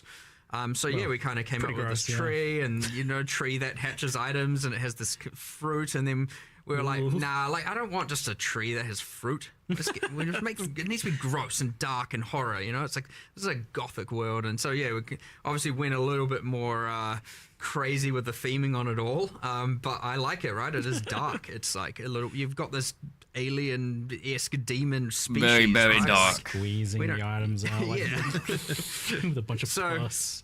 Yeah, it kind of came like that, and then it's like, wow, it needs a meta progression. The good thing about the tree having a passive tree is we get to reuse all the same code that our passive trees use, and then the other, because it's good, because then you don't have to make a completely bespoke system. And again, it's picking your battles, being able to focus more on what the nodes do as opposed to the underlying system. I think what's pretty interesting about it, though, is the way that, like, it actually, for crafting, it's quite interesting how it sort of encapsulates the idea that you've got, like, various dependent choices. You don't normally think about crafting in that way, but that's really what crafting is. And so it kind of like means that it's actually a surprisingly natural interface for crafting. It works really well. And so, that's kind of a pretty interesting one. I don't think I've ever seen it before, someone doing anything quite like that. So I've seen some crafting trees and stuff, but they're usually separate, or there's like some little bit. But yes, like that's what I was thinking, because I'm thinking a lot about like how do you communicate crafting, because it's a pretty complicated thing generally, even in its simplest in Path of Exile. But this does seem to have like a very natural, more understandable way of communicating it, because you're allocating the nodes to the craft. You get to see the structure of your craft in a visual manner, which I'm like, it is cool. So, how did we go this? So we've got multiple character trees. We've got world area trees. Is this the first crafting tree? Well, kind of. There was the one with the items. I don't even remember the name. There was the Crucible one. That was items having trees. That wasn't a tree to craft. You could kind of argue Scourge is like the whole microwave mechanic, kind of. It wasn't really a tree. It was like a grid. It was a bit different, So I don't know. It might be our first true crafting tree. It's like I just can't help but wonder. Like we'll see, I guess, after a league, but I just can't help but wonder if you like accidentally stumbled upon one of the potential solutions to like how do you communicate crafting to players because it's so hard to do. It's like I don't know, maybe this has applications elsewhere. This idea. We'll see how it goes, and Yeah, there's a for lot sure. to expand on here. Of course. Definitely Like, need some when you have more these kinds of tree crafting systems intuition. and, immediately people are going to be like, oh, keystones and where's my crafting tree notables and masteries and jewel slots. My cluster Oh, no. jewels for my crafting tree. Yeah, build your own crafting tree. Yes. Yeah, we'll see where it goes, but obviously that depends. We don't want to overcomplicate it off the bat, so you come in with something kind of simple, elegant, see how it works, see how people respond to it, and then if things go core, because we always like to decide based on how the players respond, we can evaluate how we want it to be, if we want to change it, if we want to leave it as is, if we want to, so we'll do all that. But yeah, it's cool. I like a lot of the ideas coming here with that, with that and the grafts and stuff like that. There's some pretty crazy cool things. So talking about like the idea of preserving some of the stuff from the old breach or what's not being kept. So you had the old breach lord domains. They're effectively being replaced or removed here. So those are all we've kept. Breach 1, I don't know what you'd call it, fully intact Breach on 1. standard. Whatever whereas weeps. on this league, it's the full Breakwall Keepers of the Flame mechanics. So full replacement. None of that is there in the current while playing in Keepers of the Flame. Like all of the breach nodes on the Atlas tree are gone. And all that. So you've got the current league. Obviously, our intention is that it goes core, but we'll take the better elements of it. One interesting thing here is obviously we still have all the old stuff. So if we miss the mark on some things, it's still there. We can bring it back. We can integrate it. We can, obviously it would suck, to have to then accept that we have to keep using all the old art and old mechanics and old fight to some degree. But like, if they're more fun, they're more fun. We're not necessarily here in the business of taking away things that people loved. So obviously I'm pretty confident in what we've got is going to be amazing. And as you said, first impressions, pretty positive. So, but worst comes to worst, if we have to take the best of both worlds and merge them, then that's still what we're going to do. Now that being said, so That'd be yes, nice. you don't have breach domains in Keepers of the Flame. You got all those new Yeah, what mechanics up, I Wesker? described earlier. But that isn't to say there isn't a future where we have a prequel to the prequel, and we have or an update. Not necessarily another sequel, but you bring back some of those things that were good about it. So immediately I can see people coming to mind. Oh, but what about the uniques or the rewards? We have kept all of that. All of that can be spawned from the tree. You can grow pretty much all of it. You can find. I won't reveal exactly how to do that. You can figure that out. Yeah, nice. But you can generally get all of the historic rewards from Breach from the new mechanic as well. We've tried. Nice. To do that. Does this mean breach rings finally get a revamp after sitting there with the silly thing that Yeah, well, no they one got uses? their improvement in POE2, so we had already accepted that having a double effect while in Breach, especially given, that's only useful some small percentage of the time generally, not good enough. So yes, the breach rings have been reworked. I believe the implicits are all max res of the corresponding element types. I can't remember if it's what Fizz one is. Whatever, we'll deal with that. But I believe it also restricts or constrains the mods you can roll in it. So it's like what up, Zoth Adrian? rings, fire mods, etc. Yo. Sounds rather interesting. The unique crafting as well looked pretty wild. Like, I was pretty excited to see that. I expected it to be like it would remove a modifier and then just replace it with like a random rare modifier or something. But it seems like they're actually handmade modifiers, like there's bespoke modifiers, and even multiple, like those 2 Quill Rain ones. Is this just like a long list of them? And surely you can't do 1,000 uniques worth of those. Like, I actually don't know what number they got to, but effectively it was just like, we'll just go until we run out of time. But yeah, like there's a whole bunch of uniques. It is here's the list of mods that it can lose. Here's the list of mods it can be replaced with on a per unique basis. Yes. Again, not Nice. all the uniques. I Appreciate the almost request, assure you thank it you. won't be the majority. Thanks for the obviously not sub gonna and be to get the getting sub as well, pinnacle buddy. boss uniques I from don't here and appreciate. stuff I like do that. appreciate it. Restricted I don't to deserve it, man. Things that Thank have you. specific drop locations have specific drop locations. But yeah, that being said, it is a list. It would suck to, lose the key mod on an item. So generally speaking, we don't allow like what gives that unique full identity to be removed. A lot of it can be either the fluff stats, sometimes the downsides. some stuff like that. So yeah, we'll just kind of see what happens there. Oh If people my. love that, it would be the thing where we can add more and more and more and more, and then eventually we will have the entire unique pool covered. So we'll just see how That'd that be goes. sick. But Wild. kind of fun. You love to see it. So the other thing was these creepy arms that you can grow on yourself. I love that. We just, here, have an arm. Sure. Just plug it into your back. Why not? I mean, we were shoving rusty bits of metal in ourselves and stuff before, so why not continue with that? But these are like, it was in the video, but I didn't really like kind of understand What kinda up, how Bearded? impactful they'd be until I was messing around with it. Especially for Hope you're well, my dude. These are like pretty major skills and an extra layer, because especially so the 16 of them. Yeah, Chad. And you So can have far, 2 of them, so far, and like yeah. a mixture of auto casting Appreciate the skills, likes, man. proc-based things, so like on attack or something, and manually cast in some cases as well. Like I had a tornado that was like crazy. I am not famous. So these You're seem famous. pretty significant. What's kind of like the plan for how impactful you want these to be, or like, especially at endgame, like they'll definitely like very impactful while leveling. Obviously, there's always going to be a spectrum of usability. Generally speaking, yeah, they're going to be pretty powerful. But you know how strong characters can get. They can generally outclass I appreciate everything. you. I had a blast, man. It that was being it was said- sad to have to leave. For a long way, they're going to be pretty damn useful. And even beyond then, there's generally can scale the difficulty of the game like hectically. You'll notice like something I think you observed as well. The numbers on this We are doing a photo dump via a Google Drive for everybody that's interested. It is a private link right now, so those that did attend that have pictures that would like to add to them, you can send me a DM on Discord. But anybody with the link can upload, edit, and delete. So I'm trying not to let everyone get it, because you know there's always bad apples in the world. So I'm just trying to be cognizant of that. So with that being said, oh my bad, hang on. Oh, okay, I'm done. I'm done now. What up, Zeal? How you doing? Needless to say, skills are like out of control. but we have a photo dump, so That a is lot of the because they don't creators scale with your stats. that have photos, we're all Obviously, dumping them in debuffs on one the place, enemy, and then it will anything be you debuff a on them, drive does. shared so that you can see But, everybody's they don't scale with your perspective increases. The reason that for attended. Is that I wouldn't want it to be that if you're a spellcaster, you have to use one that's doing a spell, you know, because you generally focus on increases. And I didn't yeah. want it to be that, now in I order would- to benefit I from believe so. drafts, you have to really only invest in global damage. my increases live is or over something on like that. YouTube It as would well. restrict the character builds too much.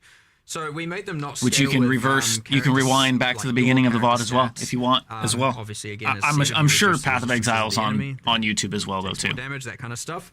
But yeah, there's a kind Is of the- a lot is of the them chat that vary working? from utility through to just like pure offensive. For the longest power. time, they've been having they all also issues just with that come chat. Stats, so and yeah, as you said, if you didn't want to like, there's ones where you use skills and you can use that tactically. You can merge that with some of your abilities, or if you just want to, you know, effectively let it autocast. There are versions for that as well. If you just can't be bothered, that's also fine. And honestly, at the worst comes to worst, at the end of the day, they still kind of just give some mods, and that's fine. And they are obviously used to. If you want to get one that just like specializes in harvesting more graft blood, that's also a thing you can do, because those systems are linked. Like the grafts do gain the graft blood, which is what you give to the Genesis tree to give the item. So there's kind of a nice interlink between. I mean, they should really be replacing the power that you previously got from mercenaries, right? Like if the league needs to give you something that's going to fit in that power curve, so therefore you could look at it in a similar. They are in a similar mercenaries way. on your back. Yeah, they're Is not. there a way you could say that. Yeah. That's what I was. Unfortunately, kind of thinking when I was they are messing not with, like, okay, so we have live 2 of these. It definitely themselves. feels like how I was looking at the mercenaries and picking mercenaries that had like 2 really good Right. skills. Right. It was kind of a similar idea. So the design of mercenaries has informed this. If you wanted to somewhat rewind to in the the same Sadly, beginning you can't on gear YouTube, your arms. my live on YouTube will be Items available on rings to go on back and watch. Tell your arm to hold a sword. Kinda. You know, that that's- would have been kind of fun though. That would be pretty cool. The way Octavian explained the graphs to me was he said, And I'm "They're sure not you." a ton of And other like, content creators will have coverage of it as well. It's like they're attached to you, but Who they're are not they a then? part of you. That was explaining the scaling. Like that's Right, why right. they don't scale with your stats because they're not you. They're independent life forms and therefore don't benefit from your passive tree. I love We didn't do this, but we had a desire to do unique ones, which I thought was kind of going to be fun. We might do this later, like going core, we'll do it, but we're like, what if you, and I think it was Octavian's like, what if you had a leg growing out of your back? What does that mean? And you know, A I was like- leg? and I was like, what if you had like a good jacked quadrilla arm or something? Yes, sir. Yes, Because it you is. just have unique ones where they have like just like That's me. deformations, and you can have like random, you know, Try and keep it simple. formed crazy things Across going on, or like, all I had a platforms. design. I was like, what if there was one that was like converted? You're like, I don't care about the league. It converts all graft blood to gold or something, and it's a kind of like. I think the cursed only different one Tyrant's is arm or something, Xbox. you know. We'll see if that goes somewhere And later. it's but I think TV that could be at the kinda fun end. to play around with. So. Oh, and Kick. There's definitely some Kick sort of doesn't a, have the HD. biomutant kind of combining of limbs. But I and might change that. Genetics and stuff potential here, maybe. yeah, later mechanic, right? Like nice to have these things you can expand on. So. Yeah, so it looks like you can synergize with them, but you don't necessarily scale them directly. Welcome like back, you're Ernie. saying. You can do your things and things like that. While we pan down to some of our additional questions, I've been noticing some that get mentioned a lot in chat that we'll kind of transition over to briefly. So WASD gets mentioned a lot, like if that's something that's planned for Path of Exile 1, if it's feasible, what goes into So in that? It's order- a pretty big deal. In order for WSD to happen in POE1, we need to get the rigs from POE2. Thank you for In popping order in for and that to saying happen, hello. We need to finish moving all the microtransactions over, which has definitely been a bit of a slow task that we kind of need to get through. Yeah. And so effectively, it would be like we do want to do that at some point, and then after that point, we can make WSD for POE1. But yeah, it's just a Thank you question for the of getting follow, through my all dude. that work and Appreciate then you. That means a we lot. can do it. Like, Don't I'm have not to. against it by any means. It's can just hang out. Yeah, it's just. I mean, I want it to happen. It's just getting all those things moved over to the new rigs is the limiting factor. Yeah, and you want it to be kind of reaching a certain threshold, it seems like, of quality. Well, I mean, so Of course. yes, You could do it. You can do it by Like a just like controller. where the character just rotates. Yeah. But I wouldn't say that gets like that. The quality of that is really not great. Like I don't think it feels good. So yeah, I kind of want to make do it with the proper rigs that we get. And look, that would be so beneficial to everything anyway. Like we're highly motivated to do that because it means that we don't have to rig a bunch of stuff for the old rigs anymore, which a bunch of our artists would definitely appreciate. So yeah, like we will get that done, and then but yeah, it's going to take a while. Like it could be quite Probably a the while. biggest benefit from the rigs is just that we're going to then be able to actually do a lot more new skills Yeah, animation. in wise. POE1 as Yeah, well that actually use new animations, and it's not going to be an absolute nightmare to try and make. So that's going to be epic when we actually get to that point and can just be like, okay, floodgates open, let's go and make a whole bunch of new skills that are using new animations. Because That big brain we have a emote bunch of new skills in gurney this patch came out. It's all using Chef's existing kiss, baby. animations and different means That of one's awesome. delivering it. So generally speaking, we have kind of your spell projectile, spell AoE, spell buff. They're kind of separated into all these categories. Yep. And so when you generally do a buff, you just use the buff one, and AoE use AoE one. But as a result, we don't have just cool bespoke things where you I don't know, do a flip while doing a Know what up, E-Money? doing Yeah. crazy stuff like that. We're not going to be able to really get that in POE1 just because the cost is insane to animating that. You got to do that on 7 different characters, 7 different rigs. with all the different weapon sets. Yeah, with every single weapon set. And because generally POE1 doesn't have as much restrictions on the weapons to skill association, it would you'd be like, it's not great. It's really not great, and it would be like the cost of doing that would mean we'd have to do so much less other stuff.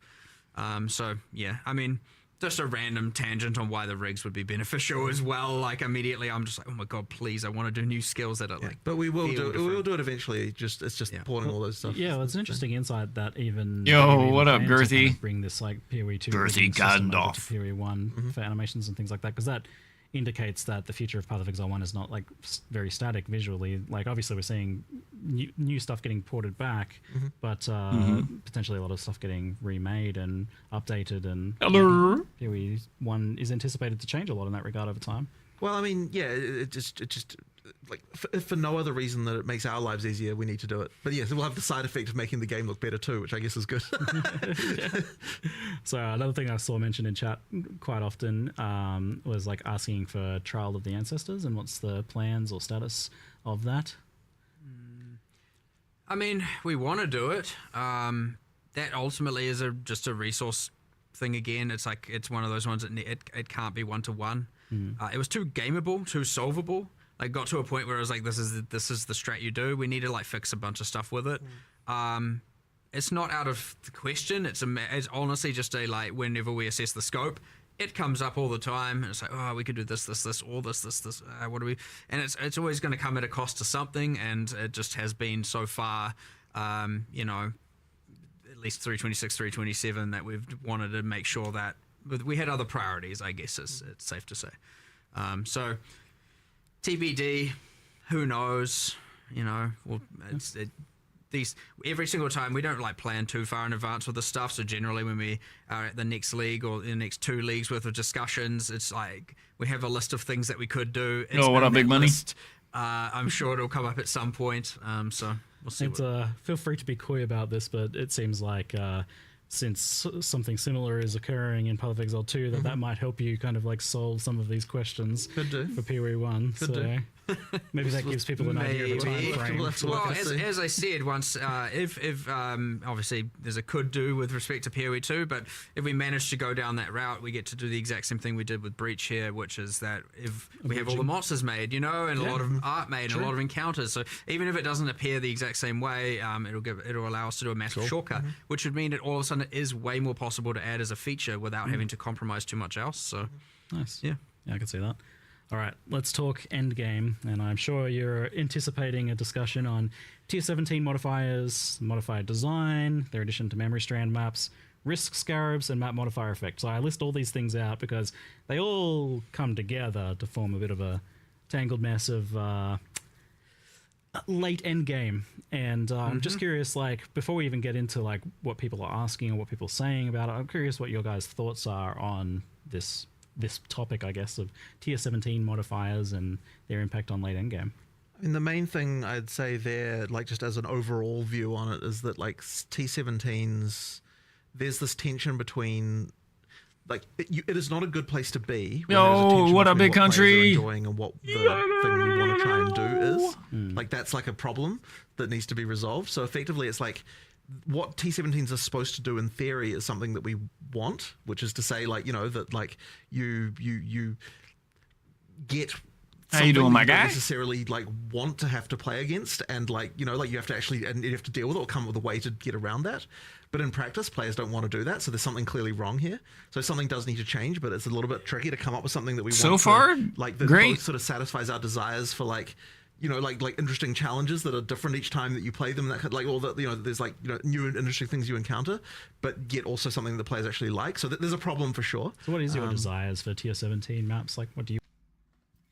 So I'll be very, very frank about this. I have a lot of respect for GGG. Do they make every choice right the first time? No, nobody does. You know, trial by error, trial by fire, right? That's anybody, anywhere, any company. That's just how it works. But I will say that these guys push the envelope of creating something new and innovative. And that's what I love about them. They take what's there and make it into a phenomenal creation. That's simple. Maybe not the first time in iteration 1, 2, or 3, but you know, they strive to be the best, and they want to release only the best as close to as they can. Well, as I said, I don't think it's necessarily the desire for T17s as such. It's more the desire that you have, like, yo, what up, like Shakers? Interesting combinations of mods happen, and they're like, oh, this is a new challenge I have to rise to, you know, and like, how am I going to deal with this? And totally worth stuff. diving in big country. Like, in practice, players aren't like really. And you have a community that's more than willing to help out to teach you. How we kind of 100%. They're not in the right spot. Yeah, I am of the like, we need to go back to the drawing board a little bit here, because like we and to be fair, we are like trying to band-aid it, but we can only do that for so long. Right. We kind of just need to reinvent something here a little bit. Yeah. Like they were intended to be the penultimate bosses that allow you to do the Ubers. Right. Right. Yeah. But they're also now, also this non-sustainable map, and where you have to, obviously a lot of people feel like have to trade for it, and then in the other cases you've got a bunch of modifiers people hate. You've got this like thing where because of the mods you end up devolving down to the in-game strat becomes, as you said, stacking map mod effect and modifiers via risk. But you have more And it's like, of an idea of what's it's going not on than you fun. think. It's not ideal. We tried to narrow the gap with T16.5s. That kind of worked, and then you get some other weird problems where like, because those can be 8-prop corrupted and tier 17s can't. There's some weird issues there as well. And honestly, it is a kind of mess. And we intend to keep band-aiding it until we can drawing board, but I would expect you'd probably see a pretty... I think it needs a full redesign. Yes. It needs a full redesign to try and see if we can come up with a way to both achieve what we're hoping to achieve, but also make the players not dislike it, right? So is this maybe like separating out what you're trying to do with the tier 17 modifiers and what you're trying to do with this penultimate like boss thing that is like the lead up to the Ubers? That is a split at the very least. Okay. I don't think that we've worked out exactly how this. Hopefully can y'all work, are though. getting Like, your drops I on don't the think purple that, side. The best, most rewarding content in the game should also be the tickets to the Ubers, and in that even that's like broad and sounds. It's not weird showing you when your you drop say it, progress. it's You like, can so refresh hard. it. Should, Yeah. it's kind of should you know show what I you mean, then. where it's Just if you guys something's Didn't know. wrong. There's here, a something's fundamental wrong here. tension with you want the hardest content in the game to be the most rewarding. Yeah. yes, yes, Like, very the true. moment you do that, there's all sorts of incentives that come into play that mean that people don't like it when like there's a map now that you can't run because because the mods are not good for you and that kind of stuff. And like, so then there's also it's just Yeah, what up, Brock? It's a problem. It's a little bit of a mess of problems. It's a isn't it? Because problem. Any individual part of this I look at, I'm like, well, this is actually okay in some circumstances. Right. Like, it's okay for there to be some modifiers, maybe Right, that. right. Like, I'm sure, I think you guys feel the same. Where it's like, Yeah. it's okay for there to be some modifiers that are like better for other builds. But in and the worse for moment others. that it's like it But there's feels like a point where it huge breaks. economic penalty Yeah. to that. So the you're economy kind of immediately affects like that. you're immediately kind of But you get the thing right now where you stack the risk scarabs, and then it's like, okay, only Trickster and Juggernaut can play it as a Yeah, way of right. it's perceived, and it's again. We are changing a lot of these variables, by the way. We're not just leaving it for 327. Right. Like we are changing risk scarab. We are changing some stuff around map mod effect. We are changing. Good, nice. There are bits and pieces changing. I'm not going to stop band-aiding just because we have a grand plan for the future. Well, we have an absence of a grand plan, a desire to have a grand plan for the future. But we will. I would be very surprised. I know I shouldn't be promising content in the follow expansions because variables always change, but I'll be very surprised if we don't do a more drastic shift in 328 to solve this problem because, it's now long enough that it's not worth it. So obviously, hopefully the changes we are making improve things in a pretty meaningful way, is shake up the meta a little bit. But yeah, there's still going to be some woes, and but hopefully people can be excited for, the whatever the thing is to come. But it shouldn't be too hard for us to come up with something. Honestly, similar to how we did 031 for POE2. If we can come up with something that is just like a universal success and like is blatantly a win and isn't going to, lower the value of people's economy mid-league and stuff like that, I wouldn't be. Against if we can come up with something, because we're obviously going to design it soon.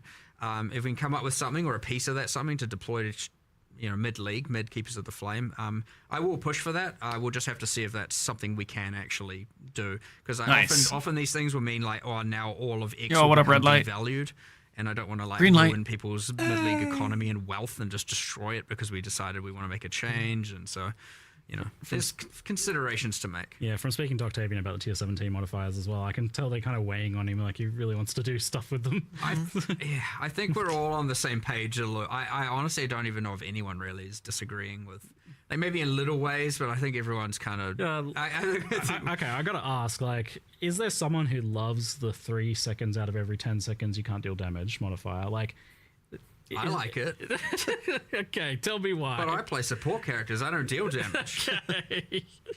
All right, you're gonna jump on this grenade. So, how does that modifier come into being? No, I mean to be fair, I like things that are just a bit more I'm a bit more masochistic in that Yes, regard. that's So, what I was gonna but say. I'm not attempting to put my masochistic views. October on the plate, 31st, I Joe. understand that generally speaking, people aren't for that kind of thing. But you know, I also liked trying those things, seeing how it is, and you On know, Halloween.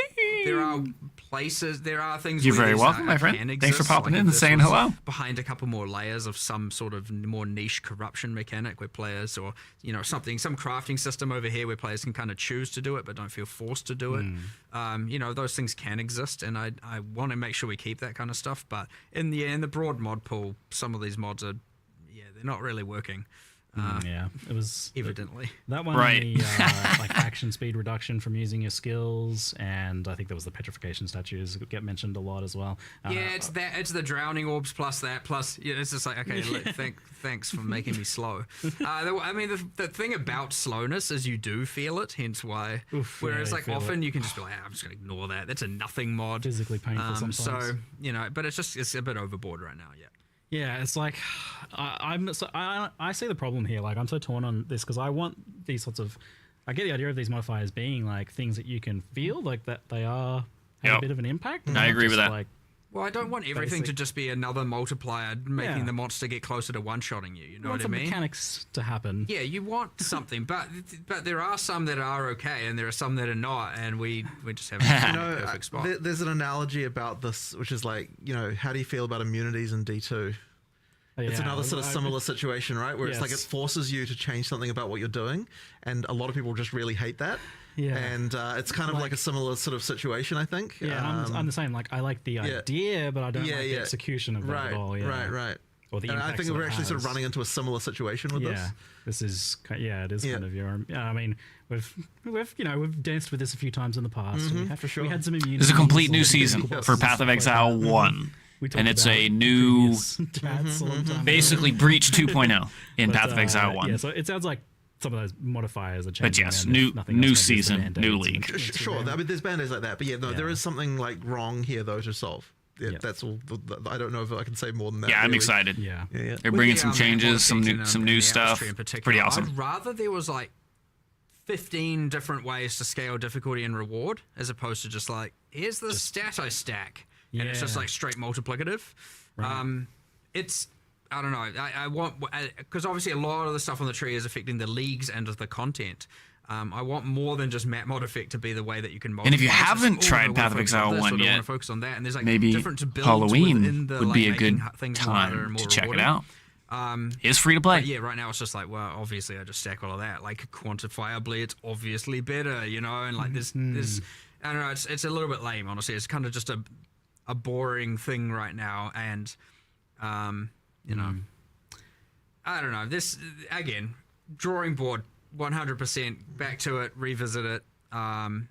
I'd be surprised if we're not doing something for 328 as much as I told myself I wasn't going to promise following expansion content, but you know. There's some patch notes coming out later today. Is that, or is it later? Yeah, I don't know what the time is, but you know, our 11 a.m. NZ or whatever it is kind of thing. Like There'll probably be like a rollout over time as well, from what I'm hearing. Like That's there'll be just things generally out the over case time. because patch note writing is a surprisingly difficult task. It takes quite a while to get all that stuff I mean, together. you've got an extra week to make additional changes. Like people are like, Sure, saying there's this always and they that like too. get extra ideas and stuff. And some of this stuff may be in there, but it can be have a look at some of those in there. But it sounds like we're kind of on the same page with you guys, at least regarding a lot of that. yeah, I don't think you'll. I mean, obviously, it obviously needs attention. So Oh, yeah. All right, it's cool. So on Endgame though, in like a longer term, from a longer term perspective, we have a pretty good Atlas Endgame system right now. Like I think it's pretty well liked, apart from this issue that we just talked about. Like overall, the core of it seems. Hey, what up, Hickory? Like I can sing many praises about it. Yeah. But previously, like historically, you've done a lot of complete endgame overhauls, and to the point that it was definitely a trend. Like it seemed to be like the way that you guys would go about it. Like every so often, there'd be a major endgame overhaul.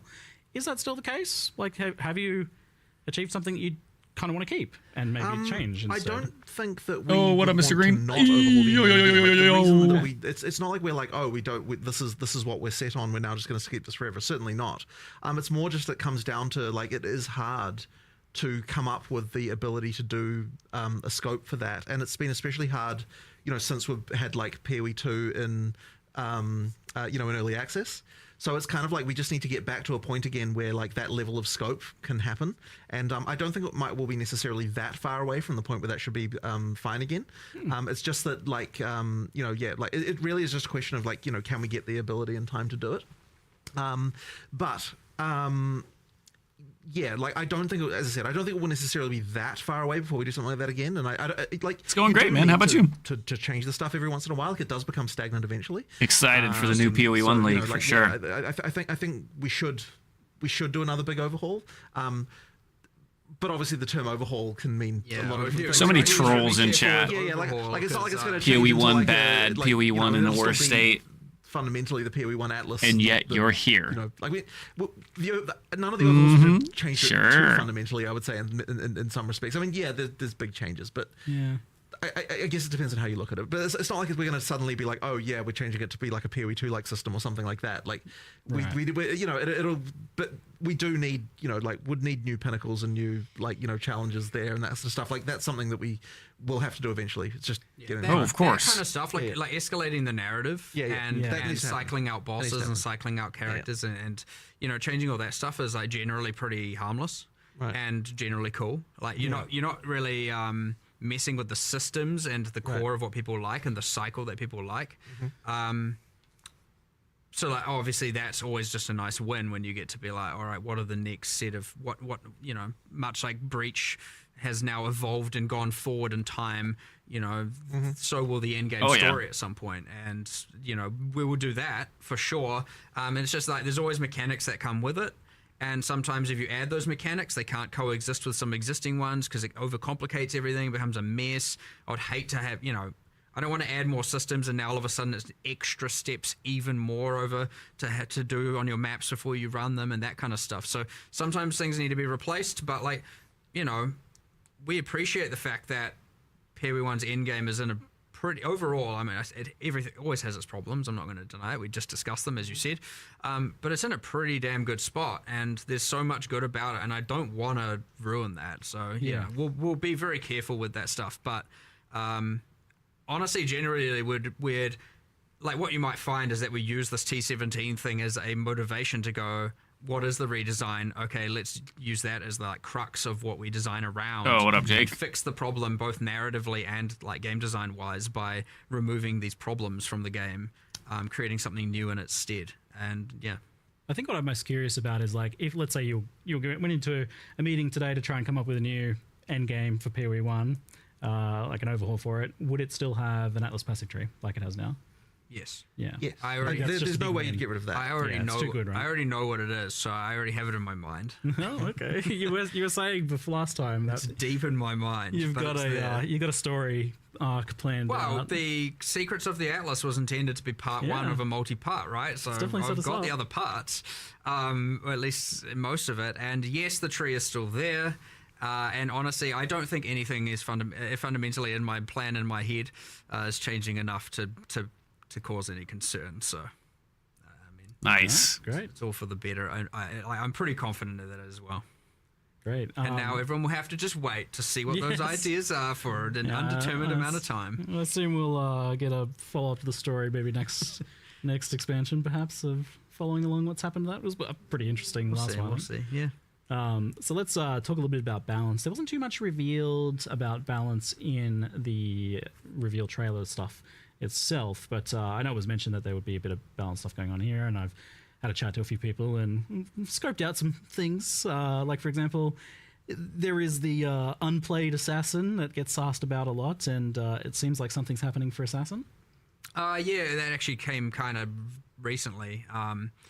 We were nice. just like, assassin changes. Can we really? I think what I had said, and my intention was to do this for both games, is like we should at least look at, like at least with respect to ascendancies, look at the least played class, especially if it's been consistently least played. Yeah.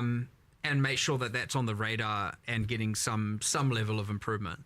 And even if it means we have a go at it, and if the scope's too high, we do it a bit later, and if the scope's within spec, we do it immediately. In this case, we looked at the assassin. It was like 40% lower, at least on the primary leagues. You know, it was like much lower usage than even the next class, and then, you know, so it wasn't doing very well. And it's been the case for a little while. So we were like, look, let's just do something. Like, come on, it's better than doing nothing.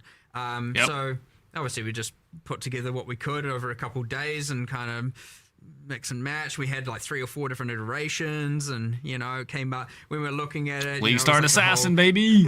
You have the interesting thing, you go and look, you look at the class, and it's like, why is the ruthless poison node better than the non-ruthless poison node? Weren't the classes on ruthless meant to be a bit weaker? And then it was kind of like, oh, okay, well, that's a thing we can maybe draw inspiration from. And, you know, we just did our whole like process for Amazing. that. But yeah, so we teased that last night, whatever the time zone is. You know, hopefully people enjoy it and play it. But yeah, I kind of want to get into the rhythm of every expansion. At least we look at, not necessarily change, because it depends on the scope a bit, but we at least give it a go of making sure we look at the worst class no matter what, even if ascendancy classes aren't part of our, like, you know, the package of things that we're wanting to improve. Because sometimes we do a focus on the ascendancy classes, other times skills, other times this, other times that. And but I was like, okay, it's like, this is pretty bad. Let's do something about it this time and see if we can be consistent with that. No promises, but, you know, we'll try. And there's a little bit of a wild card in the mix here with Bloodline Ascendancies. So just to clarify, these are Ascendancies on top of your original class that you can choose where to put your points. Same point pool. And the reason a lot of people ask, or immediately are like, well, why don't you give separate points like Affliction?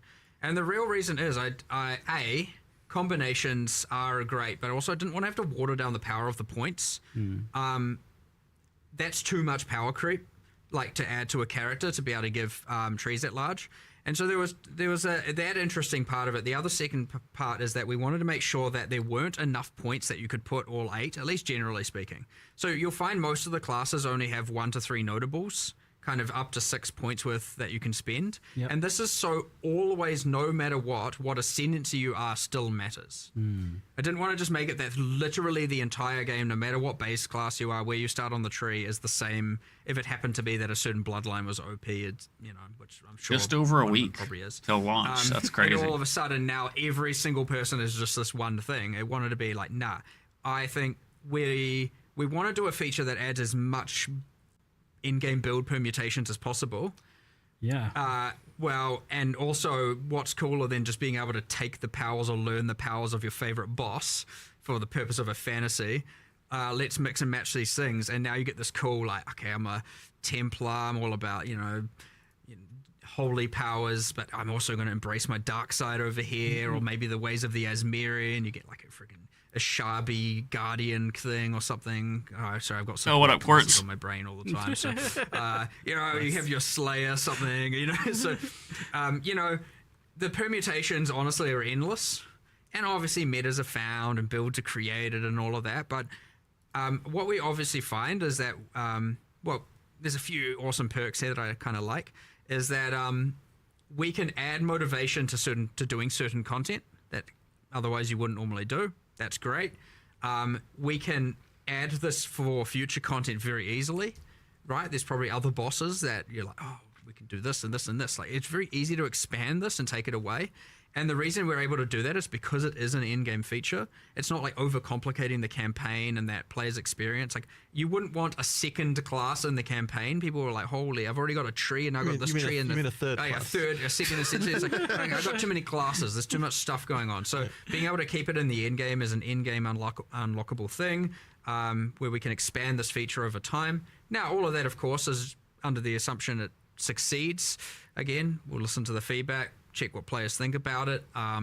But assuming it does well, again, pretty high confidence. Yeah, it will remain and we'll keep expanding, keep extrapolating, keep changing. Sorry. And then it's yet another lever where we get to add so many different builds, because one bloodline being able to then be paired with all, 19 ascendancy classes is just like, all right, we've got a lot of stuff going on here, a lot of different options, a lot of cool things you can do. And yeah, I mean, I am actually real excited to see what happens here. More than most things, I'm always like kind of excited to see what players do with things, but like here I'm just like, I don't know. let's see what happens. Like, it's gonna be real cool, and I suspect you'll get like for quite a while people narrowing down on exactly what the perfect combinations are for different things. And, yeah. Well, it definitely seems like one of those things where you just design something cool and we'll see what players do with it because there's too many permutations there, right? Like I don't even know what the math on that is, but it's Yo, what up, Kenty? several Infinite. Yo, what up, Rhino Gaming? nodes. How goes it, buddy? accessible to all of the existing ascendancies. That's a lot of numbers. Yeah, I am. I'm like thoroughly excited. I'm gonna just do the whole like, what boss do I feel like being this league? I'll just see if I can make that work, and then so I'm actually gonna go backwards. I'm gonna pick my bloodline based on what boss I want to kind of embrace the power of. Then I'll pick my ascendancy. Then I'll pick my, I'll go from there. And then I'll pick my skill, and I'll end up a support character. I'm sure. flavor building on this. Oh, If thanks for there's the no king mercenaries, I art. need to be a good Thanks for mercenary. the gifts, my dude. That's my Yo. Back to Welcome being in, bud. again, eh? So this is You diving into the POE1 new league on Halloween? Halloween? Yeah, 100%. Yeah, Yep. cool. And saw someone asking about Forbidden Flesh and Flame. I assume that wouldn't work with this. Not with Separate. these, Yeah. but that isn't to say there won't be some future uniques that maybe yeah. do. I mean, we'll see what happens. There's an option there, isn't there? Okay. More Forbidden Flesh and Flame. I don't know what I want to call them. Yeah. All right. Well, continuing on the balance topic from asking around the PoE community, some of the more common things that just kind of come up was, well, the most popular thing was just the general idea of buffing underprivileged skills, like giving them some love. So you mentioned this idea of like looking at the worst thing in terms of ascendancies. Is that something you want to do with skills Yeah, as well? we're always, there's a little bit of okay, well, there's a few things to go into here. Like, for example, yes, there's obviously the core skills that are bad. Sometimes those are then enabled by something else going on, some other feature getting added, uniques, whatever. But most of the time, yeah, they're just, as you said, underprivileged. We've done a decent chunk of numerical changes here, mostly numerical. Some are, I don't want to say unsalvageable, but like, Damn. they don't have the same level of different multiplicative scaling that other skills could get. There's not too many though. And they require more, what I'm getting at there is they require more of a rework in order to actually become, truly viable. That being said, yes, there are plenty that always need numerical improvements. That's understandable. Then you got things It like, is a different game. Like the PoE2 Trapper gems, has more right? engaging Cool combat. concept. 90% of them weren't really being. So I respect any that. use. Yeah. A few were. There's plenty of and people now that those are enjoy going, one, not the core, other. Even to heist is what it is. But as meanwhile also full balance pass. So hopefully some more come to the foreground there, and saw so lots on. of So buffs like, for those. yeah, but like honestly, this is like a kind of endless task. It's like almost like you could just never stop. So like we like to just do batches at a time and send it, and we try and do as many as we can. But like each require discussions. They can be quite time consuming. Some are more obvious, where it's like, okay, obvious increase, and others are like, do we want to do this or do we want to rework it? And then you get lost in a rework discussion. It's important to like cut the time. And it's like, actually, look, for now, buff it. We'll come back to it later. But yeah, like we get through as many as we can. We've done a bunch. I could always say, ideally we'd do more, but like I don't think, again, there's no real end point to that. So yes, sure. I wanted this patch to be very class centric in terms of balance, and like we did. Yeah. I would say we did a decent chunk, but it's, we didn't get to cover every base 100%. So obviously, like you got the bloodline classes, you've got grafts, which are character centric, and then we got the whole set of new skills and support gems, and some changes around that. There are a bunch of other changes, but yeah, like it's that thing where I don't know if I'm ever satisfied. I always just you want to do everything, you want to literally do it all, and you never can. So like, hopefully, there's enough. Certainly should be enough to shake up the meta, should be enough to make everything feel fresh and some awesome cool new stuff, but like, That's understandable. If Maybe it's just not, skill you haven't happen to get chosen the right touched. That's the interesting class. thing about the skill buffs idea is Or right build, maybe. you manage to achieve these days very there's lots of different builds, and they're changing a lot each league as well by virtue of like the new stuff that you're adding, like ascendancy changes or new skills or whatever. all that stuff is creating lots of new builds all the time. But when it comes to the skill buffs, I think it's more just about, like you said, like someone has like a favorite skill that has been languishing. Some sweep lover It is out sucks there to just crying see. still. It sucks to miss something, like, because you see, because what happens when you buff everything, then you get a lot of like, but what about this? And you're like, yeah, I know, I'm sorry, I wanted to, I really wanted to, and and then sometimes we still try and just squeeze it in before the patch, and we just try and get as many done as we can. But yeah, like again, it is ultimately a resource game, and we do as much as we can. We really do, combined with both new stuff to change everything up. Bringing like excessive outliers down, and we do try and improve as much as we can. And this time we took it upon ourselves to add a bunch of new skills and supports, and so I don't know, there's heaps there, but it's that thing where a few people are going to have missed their thing, and there's a few you want to do hand casting, you want to do that, you don't want it to just I know that's come up, and I think even you mentioned earlier as well, it's just like it devolves down to often either Archmage or Ephemeral Edge and like that kind of stuff being just like, well, obviously, right, quantifiably better. And so, just the ideal thing where, we'd make some changes to some of those, and ideally it'd bring up all of something else, but, sometimes you get some of it, not all of it and everything. But yeah, there's heaps here, just, you never quite catch everything, but there will be new metas, there will be new builds, and probably a lot of existing stuff will still be pretty decent. But yeah, there's a bit of nerfs, bit of buffs, bit of, it's how it goes with all of this balanced stuff, really. It's a bit chaotic, but, there's something satisfying to it. But, as I said, you never really fully get everything, and thus you never fully feel satisfied. You kind of answered my question a bit, because, like, one of the popular archetypes that's come up as being a bit problematic is hand casting, self-casting spells, and usually I think what gets brought up with that is like slow base cast speed, and that in turn making things like echo feel bad, and mana costs being I don't rough think as well. we've done that enough justice, for sure. Yeah. But it's certainly on the hit list. Yeah. So we'll either we can get to do some stuff, in this coming week if it's simple, if we can think of it. It's not off the cards. That being said, there's always next expansion as well. But honestly, you never know, because often these external variables, like the new classes and stuff like that, can really change these things up, without you really predicting it as well. So, I can't speak to what we'll do in 3.28 with respect to all of this, because we have to observe what happens in this patch first, given how many variables we've added. And like we said, we've added a nearly infinite number of permutations of builds with the new bloodline classes and stuff like that. So, we'll see how all that goes. And then we'll just keep doing it. It never stops, never ends. It literally is an infinite task. You never run out of stuff to do here. So we'll just keep doing it every single patch as best as we can. One that comes up a lot is the kind of dominance of ES stacking and kind of stacking builds in general, but ES probably has been getting mentioned a lot more. Forbidden Ride, Ephemeral Edge, things like that, but also just ES compared to Life as well. Yeah, it does happen. Classic. There are Band-Aid fixes and stuff like that we always like to do, whether or not you can consider them Band-Aids or just like, you just change some numbers here and there. Sometimes in the case of like Ephemeral Edge, it can be a matter of like, that's an acceptable thing to do. It just shouldn't be so easy to do.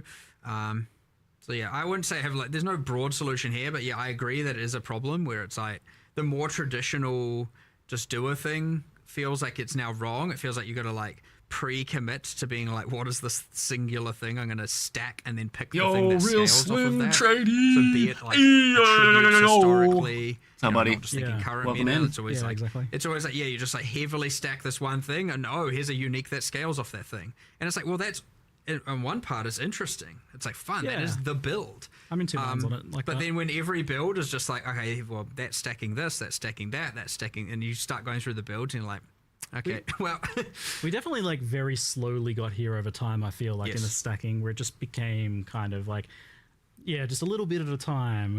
It became POE1 became all about stacking. It really primarily comes down to mostly to the unique items that got added, right? Yeah, it's often generally a unique item's special thing is like, what am I going to scale off? Be it off evasion or off armor or off energy shield or off life or off ES or mana and or off int or off strength.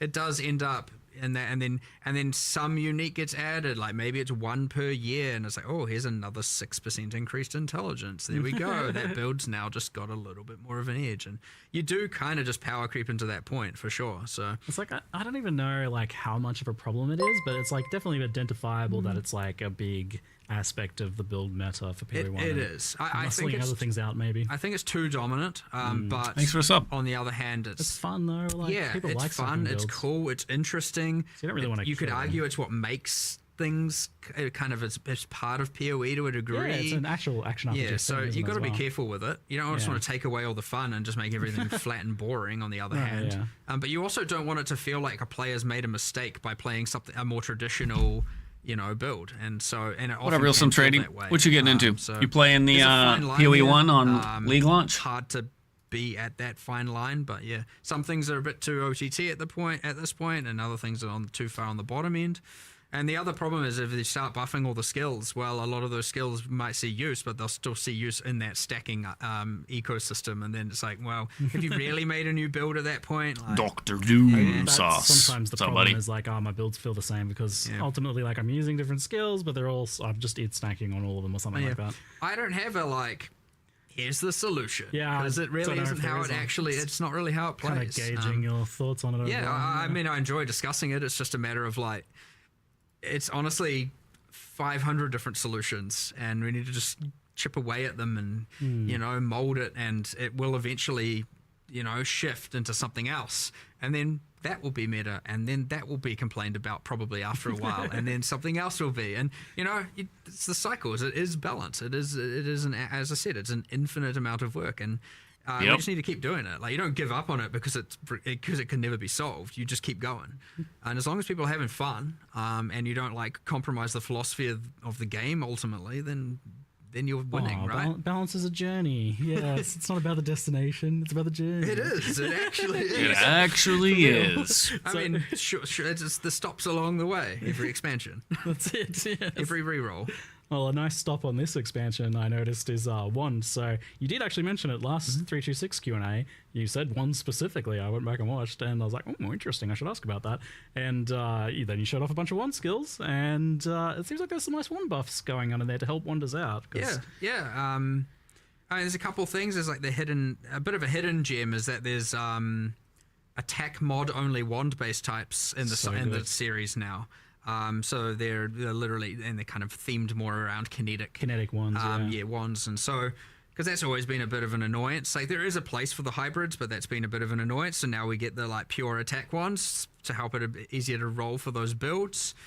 You got way more of a skill set to pick from now, and then I mean, generally speaking, the skills.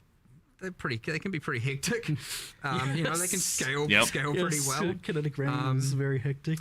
But yeah, I don't know. It's kind of a cool theme, just like that general kind of physical kinetic energy kind of thing going on. We had a little bit of it with kinetic bolt, kinetic blast. So we just extrapolated on that theme, and now you got your wanders. And Kinetic that's the thing. theme, And baby. we also added a little bit of kind of wind magic, some tornado stuff. Wind magic. It's like a force wall that you can. The kind of force wall. You've got a little bit of inspired by Huntress from I POE2 can't a wait. little bit with some of the. This is gonna be fun. I walked upstairs the other day and saw some QA playing, and I'm like, oh, someone's embracing the tornadoes, and he's like, that's not even half the tornadoes you can make. And I was like, all right, sweet, all right. I was like, yeah, that's POE1, and I walked out of the room. I was like, all right. I blasted I went through 4 yesterday on a wander, and I was just like, man, this is so good. I was having the time of my life. Oh my lord, the new skills and the wands. And it's not just the kinetic ones as well. It actually pairs pretty well with the other ones that have the flat added elemental damage and and it all kind of came together a bit. It's it's cool. I definitely in the past I just kind of wrote ones off. I was like, yeah, they're never gonna get to wands. It's forgotten about. It's always been pretty kind of just it's niche. It's actually an interesting thing. I mean, obviously it was designed before I started on POE, and I always thought that's kind of cool. That wands that aren't about just spellcasting. It's they're about doing attack damage. I thought it was interesting. Pistolero style. That's what I like about it. Wands. Yeah, this might be the largest update to wand attackers that we've ever had in now like 15 years or something. So It's just finally, look, I know there's some people in the chat that have been a long time waiting for this one. yeah, you're right. It has been your forever. moment has finally come. It's good cool. stuff. Yeah, there's a few other little gems in there as well, like some fire archer kind of things, and there's some that we want to still extrapolate on, but like wands was the main focus. Yeah, definitely a lot of love for wands, and pairing in nicely with the added skills from the hands on your back as well. Yeah, Pretty cool. yeah. Lots of fun synergies there. So I'm ready. we kind of touched on it a little bit earlier, but shifting gears a little bit, I'm curious about the long-term development of POE1. Like, how much is POE Classic, POE1 kind of like sacrosanct to you? Like, how much do you like not want to change it? Or because you've been taking things from POE2 and feeding them back into POE1, and I'm curious, like, is there points you get to where you're like, well, actually, let's not push it too much closer to POE2 in that direction, but keep it its own thing, or maybe like actually let's kind of preserve it as it is to some extent? I wouldn't want POE1 to ossify into something where we feel like we can't change stuff. Like that would be bad. Cool. But Sounds cool though. Yeah, but it's kind of like okay, the stuff people that we'll probably take back from POE2 is more around the sort of QOL areas of stuff, right? So obviously, people would have been buying Norsito. async trade What's up, buddy? from POE2 into POE1. That's obviously something required, and so it's been sort of nice that we get to do a little bit of like proving grounds in some cases in POE2 for some of those changes to see whether or not it'll be okay. The thing we wouldn't ever do to POE1 is make changes that would break what people like about it fundamentally. So there's things like the trickiest parts, things like the way that item drops are and stuff like that. Like I don't know that, like, even though there are things I don't like about that, I don't think we could necessarily change them either. In terms of so like there's stuff like that you just have to kind of like let it be, because they could easily break stuff that people really like. It kind of raises the question, like, what is it about POE1 that does need to be kept, that is kind of what makes it feel like itself, that people do love about it? I think that it's hard to even define that, quite frankly, because like it's a mix of things. I mean, look, the thing that POE1, I guess, has become known for, as opposed to POE2, is just like the combat pace stuff, like where it's just like ultra fast in a lot of ways. But it's not like there was like a goal to make POE1 like that either. It just kind of is, and so you wouldn't like it's I wouldn't even want to nerf that about POE1, right? Like it just is how that is, right? So that's like really the fundamental difference. But the thing is, I think actually that the community sees more differences between the two games than what we do. Like from our perspective, like it's like there are I don't even know how to really get into this exactly, but it's like, we're just trying to make a good game. And it's like, it's not like we changed design philosophy or anything like this, right? Like it's the same design philosophy from the same designers. Like going on in both. It's more just a question of like POE1 got a bit out of control in certain few aspects, and that's kind of become part of its DNA, and so we can't really change that. And so so when it comes down to stuff like that we'd take from POE2 to POE1, well, it's just like all the things that POE1 players would like, and none of the things that POE1 players wouldn't really. I mean, look, that's ultimately we want to be doing. But yeah, I wouldn't want it to be. I wouldn't want to be in a situation, as I said before, where it's like, okay, we're like POE1 is in some kind of perfect state that needs to be preserved forever. Like I don't think it's like that. We do need to be able to make changes. So yeah, it's just a question of, I think a pivot with POE2 out, and this isn't obviously black or white, but POE1 is, we always had and this is still true, we still want to bring in new players. But I would say POE1 now, it's more important to us to keep the POE1 player base, the fans of the game, the long-term players, the people who love POE1 happy, as opposed to going, we need more new players, we bring people in. Whereas obviously POE2 is still now a growing game. There's a new audience available, that kind of thing. So obviously we still want people who love POE1 to love POE2. That's the ideal world. But that being said, when we're looking at POE1, we're not going to try and do anything that's going to compromise what the fans love about it in order to bring in a new set of players at this point. I would say that's going to be pretty rare. So it's about making sure that the people who do love the game continue to love the game. And that's why you're probably going to see less in the way of some grand structural change to all kinds of stuff. because, you know, if that change would bring in a bunch of new players. Like, I think making sure you have a good, popular game that people love will inherently bring people in, because people will see that positivity and be like, I'm going to give this game a try. Yeah, less focus on bringing in new, more focus on keeping the existing fan base happy. And whereas obviously with POE2, it's a bit of a different story, where we really did think, like, you know, there's a new room for a new audience here, there's room for a different audience, like, we want to make sure we get as many of those players as possible. What would it take to do so? But ultimately, end of the day, what that then ended up boiling down to, aside from obviously modernizing graphics, changing the feel of combat, honestly, the biggest change is just balance. I don't necessarily even think about it, I think, in the same ways. Like, I'm not thinking I'm making changes to bring in new players. I'm thinking, like, what are the things that I want to improve that I think that we can't change about POE1, because they are somewhat like you know, would be impossible to change just due to the game feel changing so much. Yeah. And so, like, you know, like really for me, it's like, you know, I'm on a 20-year quest to make the perfect ARPG, right? That's my sort of like design thing. And it's like nothing actually changed between POE 1 and 2 philosophically, other than just learning about some things and deciding, you know, I want to improve things in certain ways.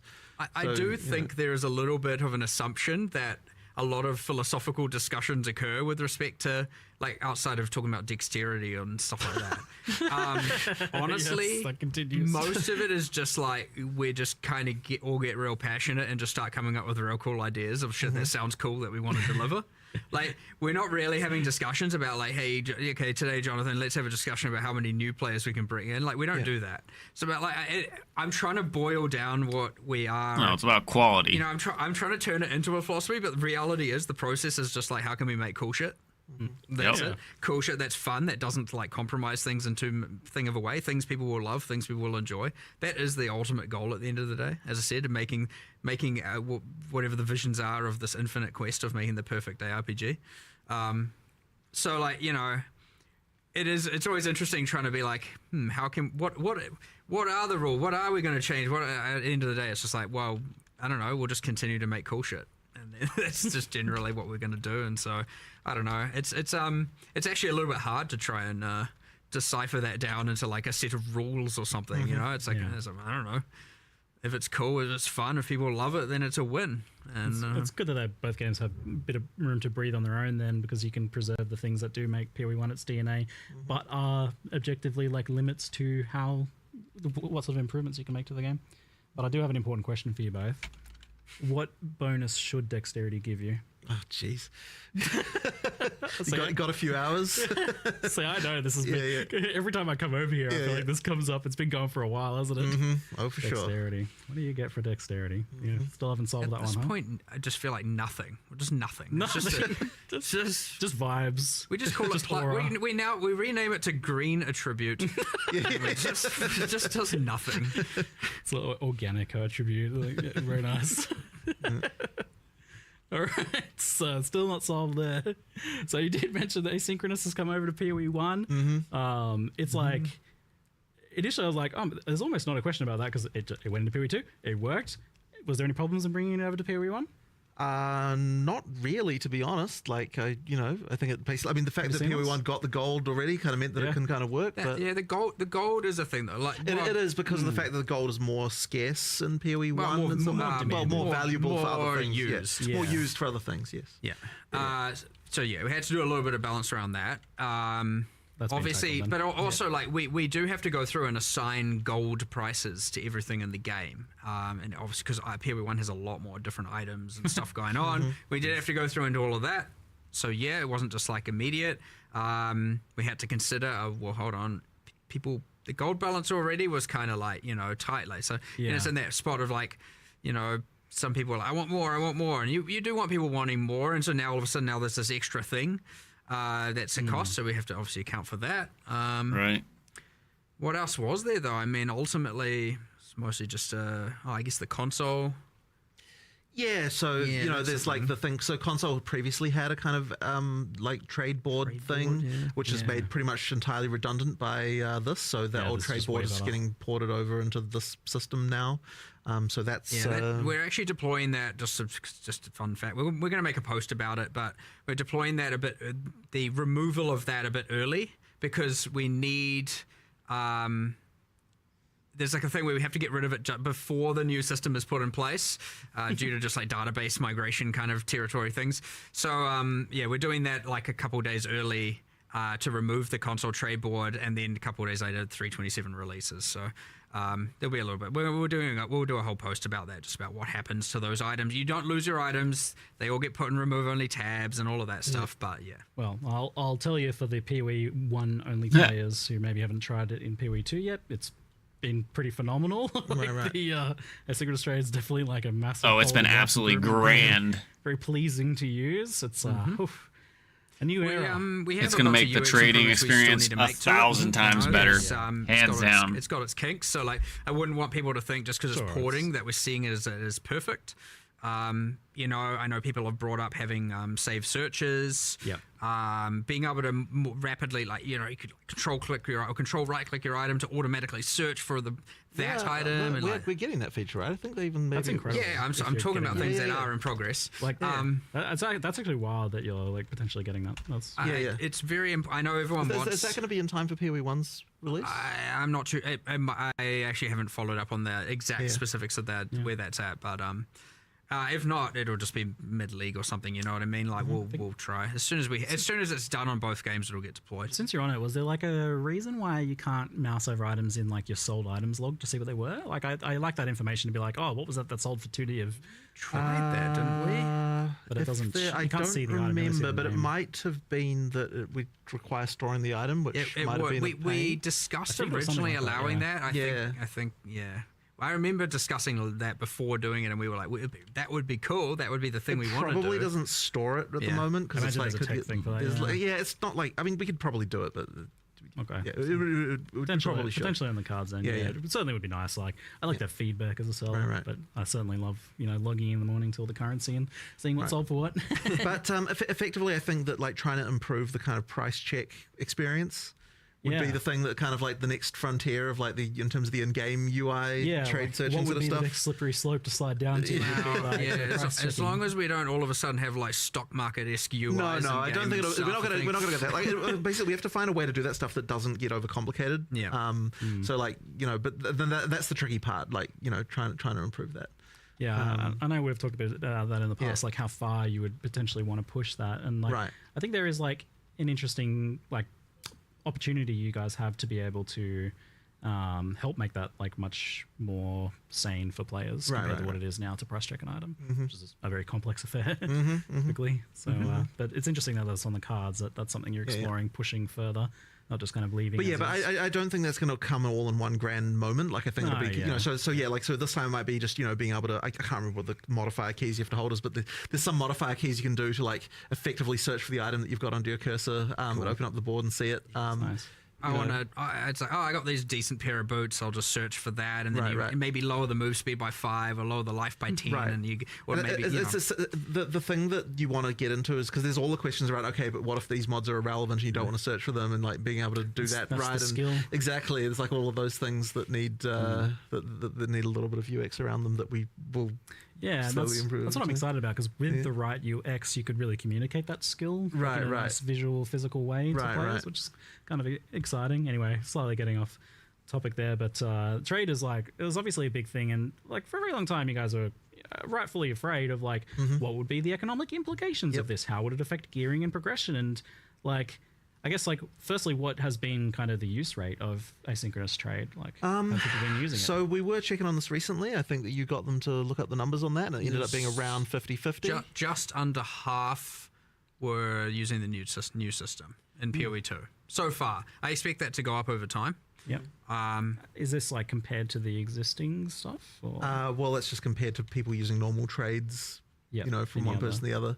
Okay, but there was a little bit of filtering, like, okay, if it's like with your friend, do we count that or not, and like that kind of thing. Like there was a few things like that we would need to sort of look at to see, like, questions around that. But yeah, I mean, look, it's people who are using it seem to like it. I mean, the buyer experience is obviously way better. We generally found like I don't know if it's still the case now, but like for a while, like the new trade system, the items were a little bit more expensive. So then there were people who were like, settling in. I'll deal with the old one because I want a thing a bit cheaper. But then the reason why they're more expensive is because of the fact it's easier to buy them, so therefore people are willing to pay more. And then So you've got most, this sort of most stock people are market like, effect. I'm just going to pay the extra cost because I can't be bothered with doing it. Exactly. So, I agree. I'm one of them. Right. Cost of money, yep. Yeah.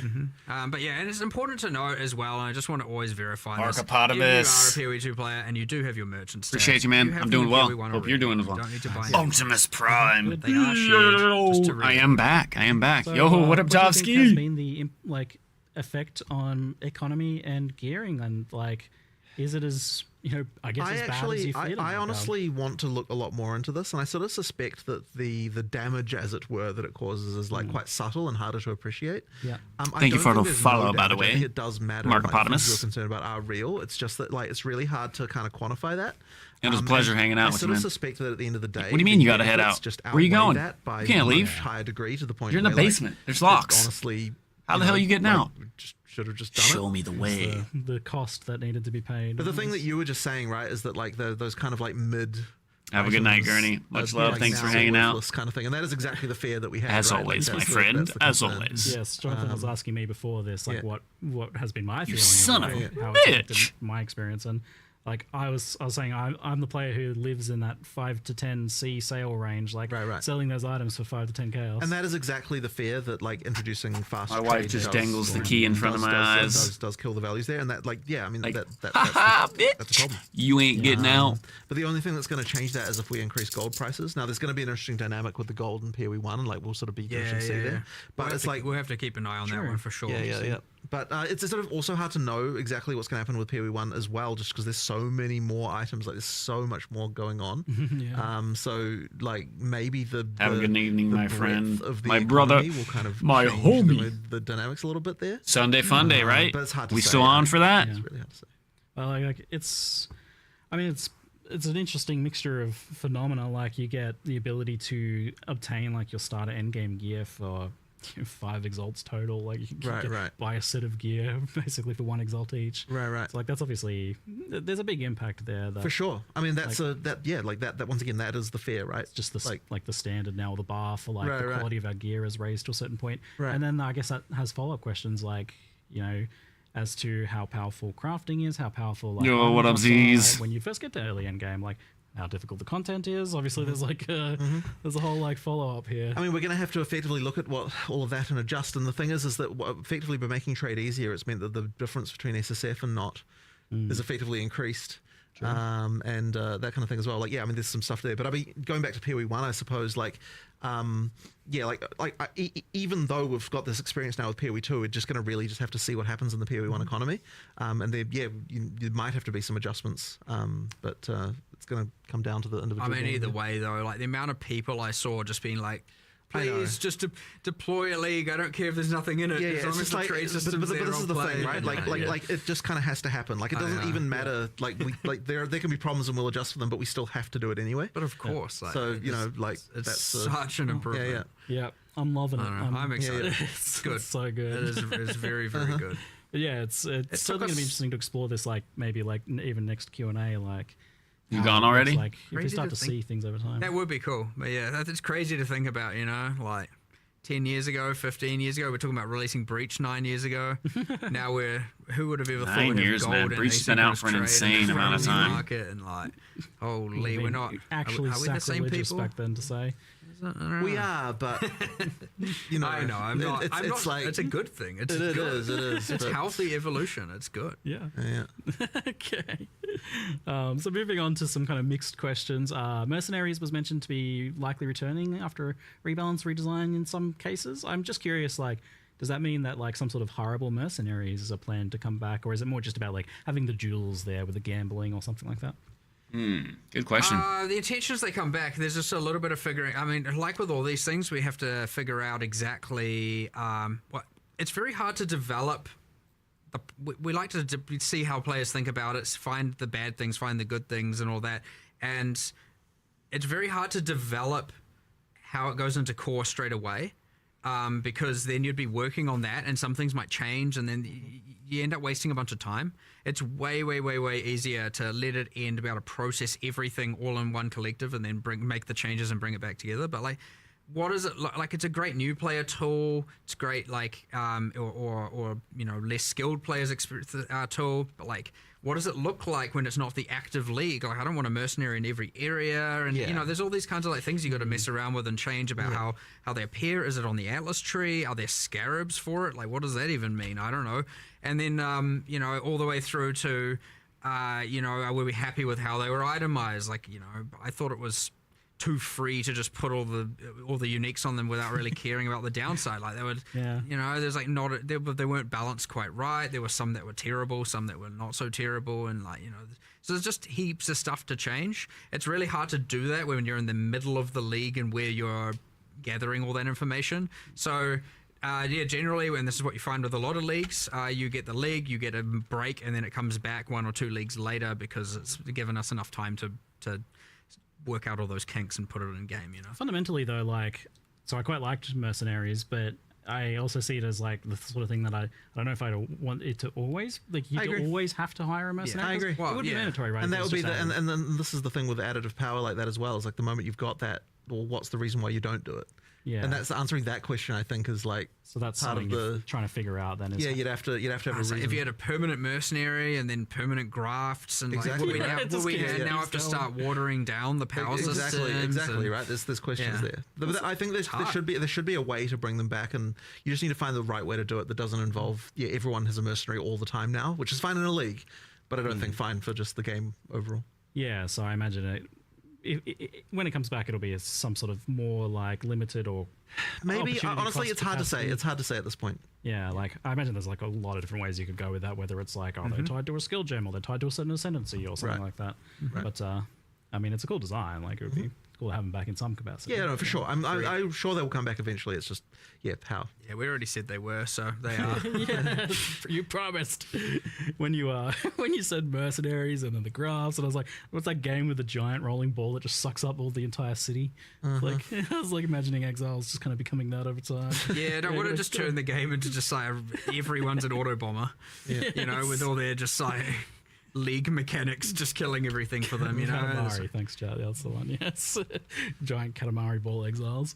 So we did touch on gold. That was good. Heist is mentioned as getting the Trathan gems added to it to give it a little bit more. It got some nice quality of life improvements.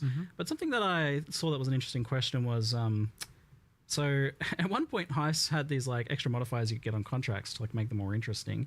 And they don't really have anything like that. And I would go so far as to say right now Heist doesn't really have any decision making.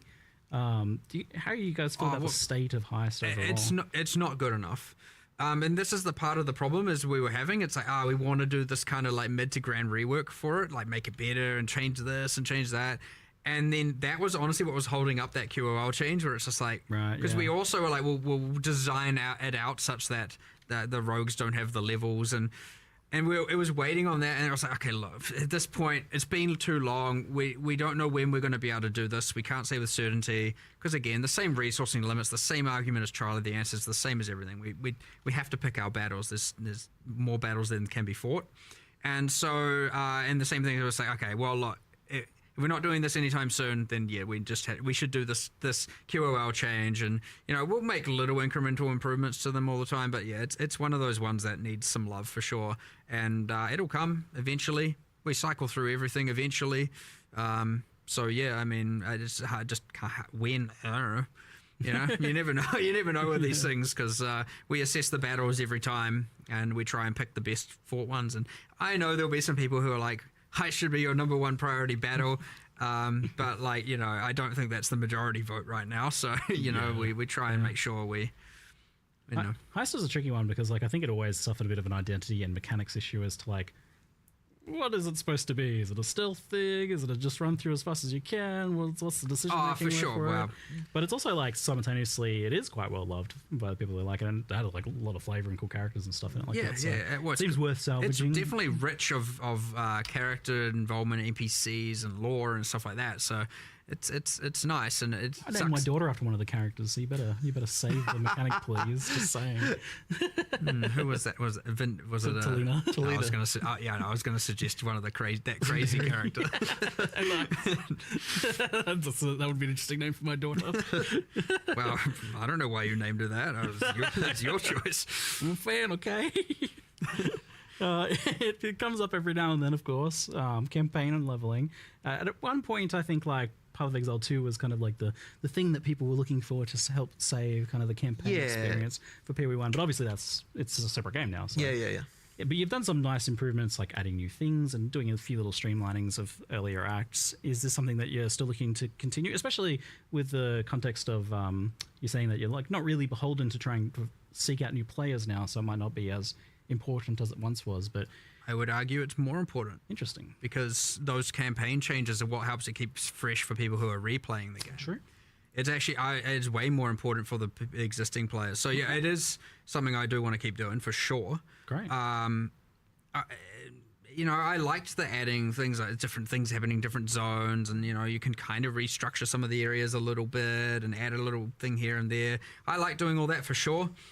So yeah, I would expect to continue seeing things. I don't think we have anything particular in 327 for that, but it will, at some point we'll certainly be doing another set of things, and we'll try and keep that up pretty consistently. If not on a patch by patch basis, at least like, every year you get a certain set of them and stuff like that, just to help it feel a bit fresh.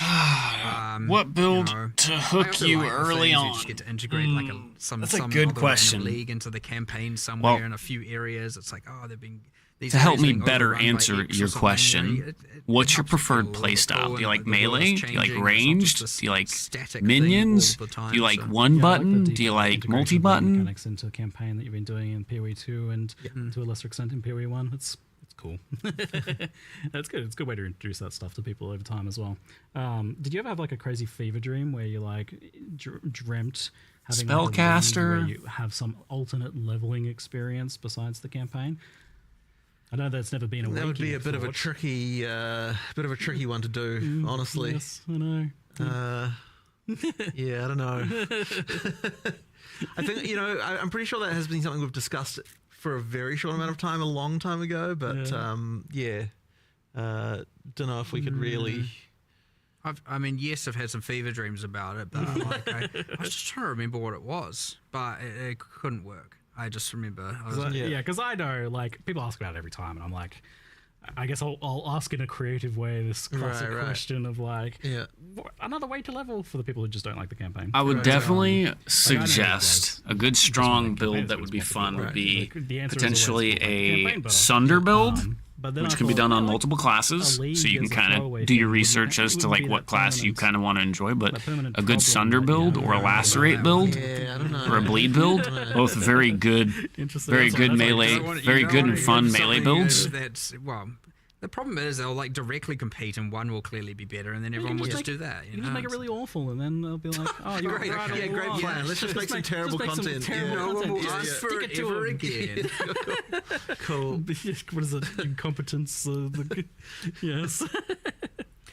It's No, not. I Could do probably wanna keep find it fresh, a and again, a integrating- POB for I one of want- those I too want for the you. leagues to integrate into the campaign better and feel unique. Like, I don't know if you've noticed, it is a thing in POE2, and we're going to start doing it in POE1. Every single area for Rise of the Abyssal has a guaranteed drop that drops from the chest. Yeah, it's great. And I don't know how many people actually know this. I know it's not a secret. The racers know. Yeah, and then like I think like for example, the Molten Vault in Act 3 has a guaranteed unique drop for the first time you do an Abyss there. Yep. And so you get to do that thing where you get to like, and I want to make sure we're going to do this system in POE1 by the way with Keepers of the Flame, where you get like a kind of extra handcrafted guaranteed drop that we pick. Cool. For each area in the campaign. So there's a little bit of like, what's it going to be in this area, and so, it'll help ideally if we do our job right, not just like be like, I'm going to skip every single area, get to endgame, and then care about it, which is still a fine strategy, by the way. Go for it if you want. But yeah, I don't know. Maybe you'll second guess some of it now, and you work out which areas you want to do. You know, I like that, Bleed. I want to make the Bleed is active very good and more strong in important than the POE1 campaign as well. if built So built as much properly, as of we can do to course. strive Right. towards having That be is the case. last rate build was fun. That was the last fun. one I did. I obviously understand though that like when you're insanely an accelerant player, you don't need it, right? You can just get to end game and then deal with it. You might not want to sink the time, but like a lot of people do want to engage with it. A lot of people want to play the new league in the campaign, and so you know we should take every motivation we can to try and make that happen, and that way the campaign can feel more enjoyable, not just be seen as a thing I need to get through, but there'll always be a bit of that, and there's not really much you can do about it, so it's really the fight to keep it as feeling as fresh as possible and with heaps of stuff going on. But it's part of that is the motivation of why we do leagues in the first place, right? Like you want to come back and have this new thing going on in the world. Imagine if you came back and there wasn't even a leak. You know, imagine you came back and it's like, okay, there's some balance changes, but like, what else is going on? You know, so you know, like it. Even we understand that you must have the league in order for the campaign to not just feel the same every single time. So. Yeah, true. Yeah. And I think like the ones that have had less impact on the campaign have certainly been a little bit less exciting for that For sure. initial leveling experience. Yeah, for sure, because it's just the same as before, except kind of honestly maybe worse. You know, and then you really want to feel like the world is different, something's going on, something you're engaging with you didn't before, and you know. Anyway, I'm a campaign enjoyer. Sorry, I like it, but I got to rep the diverse opinions out there for that one. The oh, for sure, it's commonly brought up. It's always worth discussing. 100%. It's a classic. We question. compromise on gold. We compromise on trade. You know.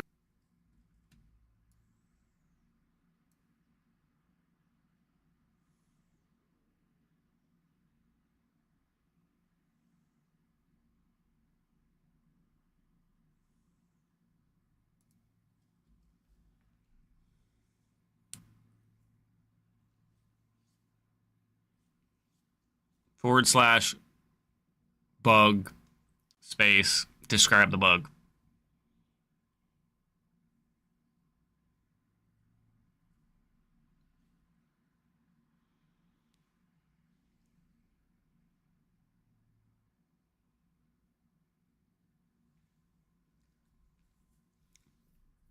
Oh, what up, Dr. JMCA?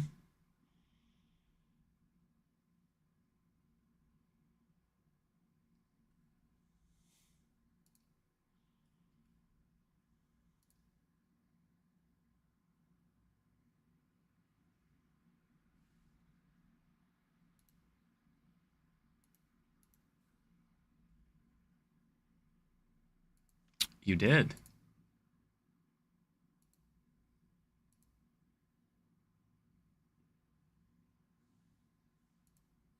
That's bizarre. It's like, okay, here's something that might affect Thank you. 0.1% of players. Wonder how long it's been like that. Like, it's really, really hard to prioritize that over, like, Was it? you know, Did the it new just content happen? everyone's Hopefully, gonna it just play. happened. So people do get slack time where they can just kind of work on random things like that, but like it can be hard to get some You of them. might find something as simple as like this skill doesn't get affected by support gems. Could take 5 seconds and hasn't really been observed or prioritized. That was awkward. That is an option. Or It's going to take 5 weeks to implement some giant New streamer refactor, here, just and started honestly, yesterday. we should have just deleted the skill and added 15 others. You know Right, what I right. mean? Like, it's honestly kind of hard to know, and it's easy to go look at that single thing after this because you happen to bring it up and like we'll see what the problem really is. But often sometimes the simplest things boil down to like, oh, we have to refactor this and about how damage is dealt and how Thank you, Huston. you know, something with conversion and dexterity and not dexterity, and it boils down to this like giant refactor of how all this code works, and then it's like now we can do this thing. Okay, what else did it get us? No, just kind of just and, that. and you get issues stuck in this hell effectively of like, you know, someone like read it, they put it in the issue tracker, someone looked into it, they realized there was some annoying detail of it that would require some larger change, and then someone was like, oh well, we don't have time for that, we're doing some other thing, and then it kind of gets put into some like hell of like unversion this, like, you know, when we get time thing, and then it just kind of dies, and that's kind of an unfortunate situation that I have several thousand assigned to me. in a version called Unscheduled. Yeah, And I was yeah. like, I don't know what to do with this. Yeah. You know, like one day there used to be this optimism of like one day I'll get there. You know what to buy, Fonzie? Yeah, yeah. I've accepted defeat. But now, I mean, yeah. ultimately, obviously, we prioritize things based on how much the community cares about it. So yeah, So if people do care a lot about it, then yeah, obviously we'll get some attention. so to the point of the question, then, like, what can players do from their perspective for something that they think is important? but isn't Generally, seen? most of the media, like our community team, has a generally good eye on things that are more at the larger issues that get brought up.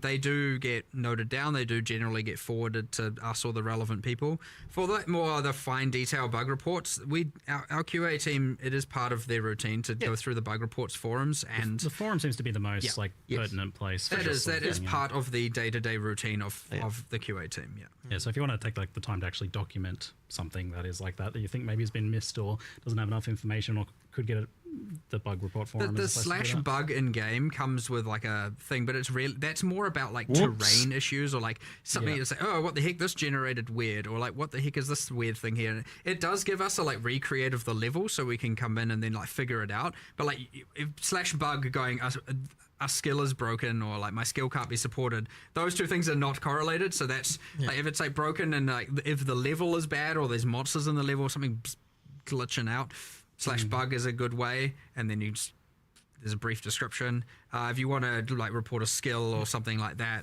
it's better on the forums for sure. Okay.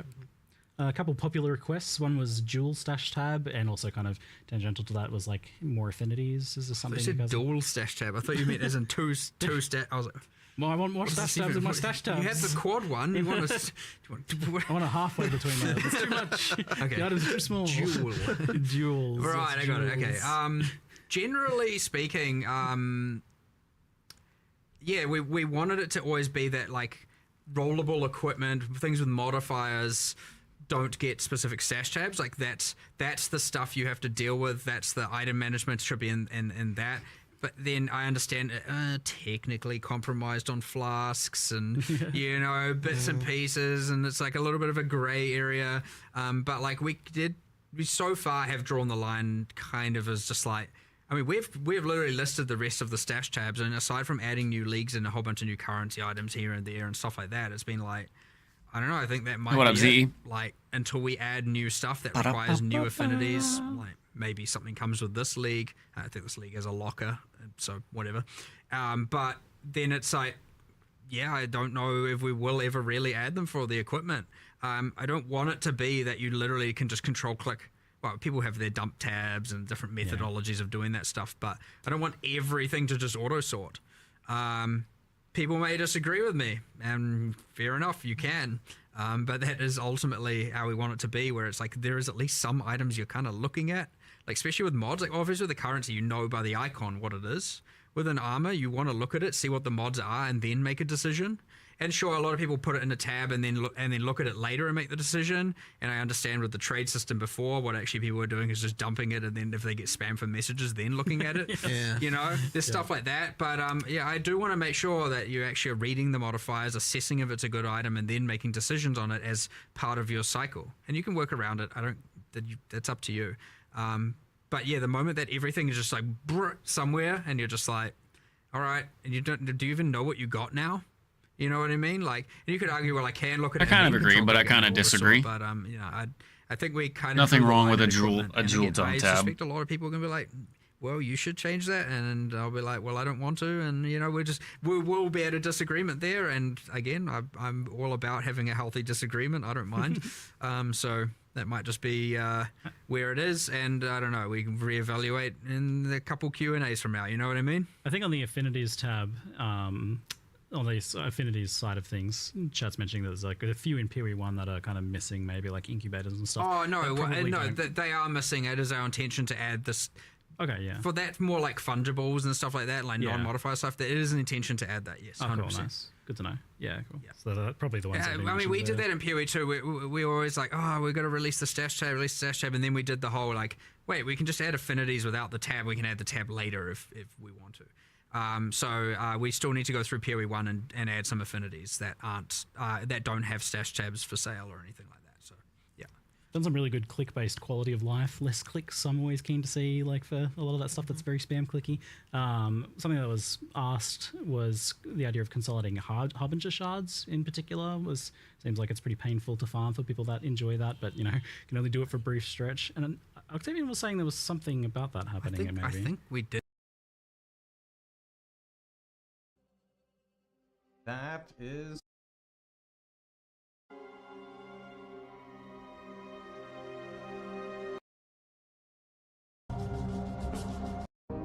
Just like, what annoys you the most?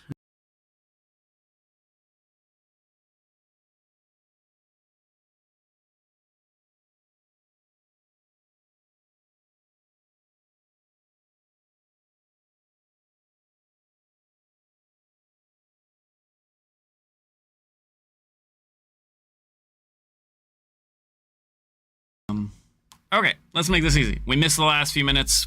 Sorry. I came in a little bit late and had to rewind. No worries. They rated out to Pox, which is a great, awesome content creator. I will send you guys there as well. I have a concert to meet up for my daughter tonight. We will be back tomorrow, my friends. Thank you, everybody, for tuning in. Much love. I appreciate you guys. You guys are fucking awesome. Yeah, we'll be back tomorrow with some Path of Exile, maybe a different game. I don't know. But we'll try to shoot for about 2 p.m. So you guys have a phenomenal... Oh, never mind. He doesn't allow raids, but yet...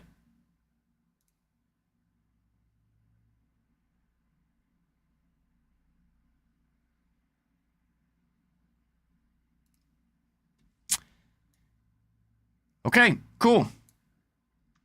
All right. So much, so long. Sayonara. All right, we'll send you over to my co-host for loot farming and gossip, because he doesn't have raids turned off. Anyways, it was a phenomenal time. It was glad to be back. I'm still getting into the range of things, but I do have a concert to go to. My daughter's concert. And I won't miss that for the world. So, y'all have a phenomenal night. We'll be live tomorrow around 2 p.m. Eastern Time. Have a wonderful night, and we'll see you on the other side. Later. Bye-bye.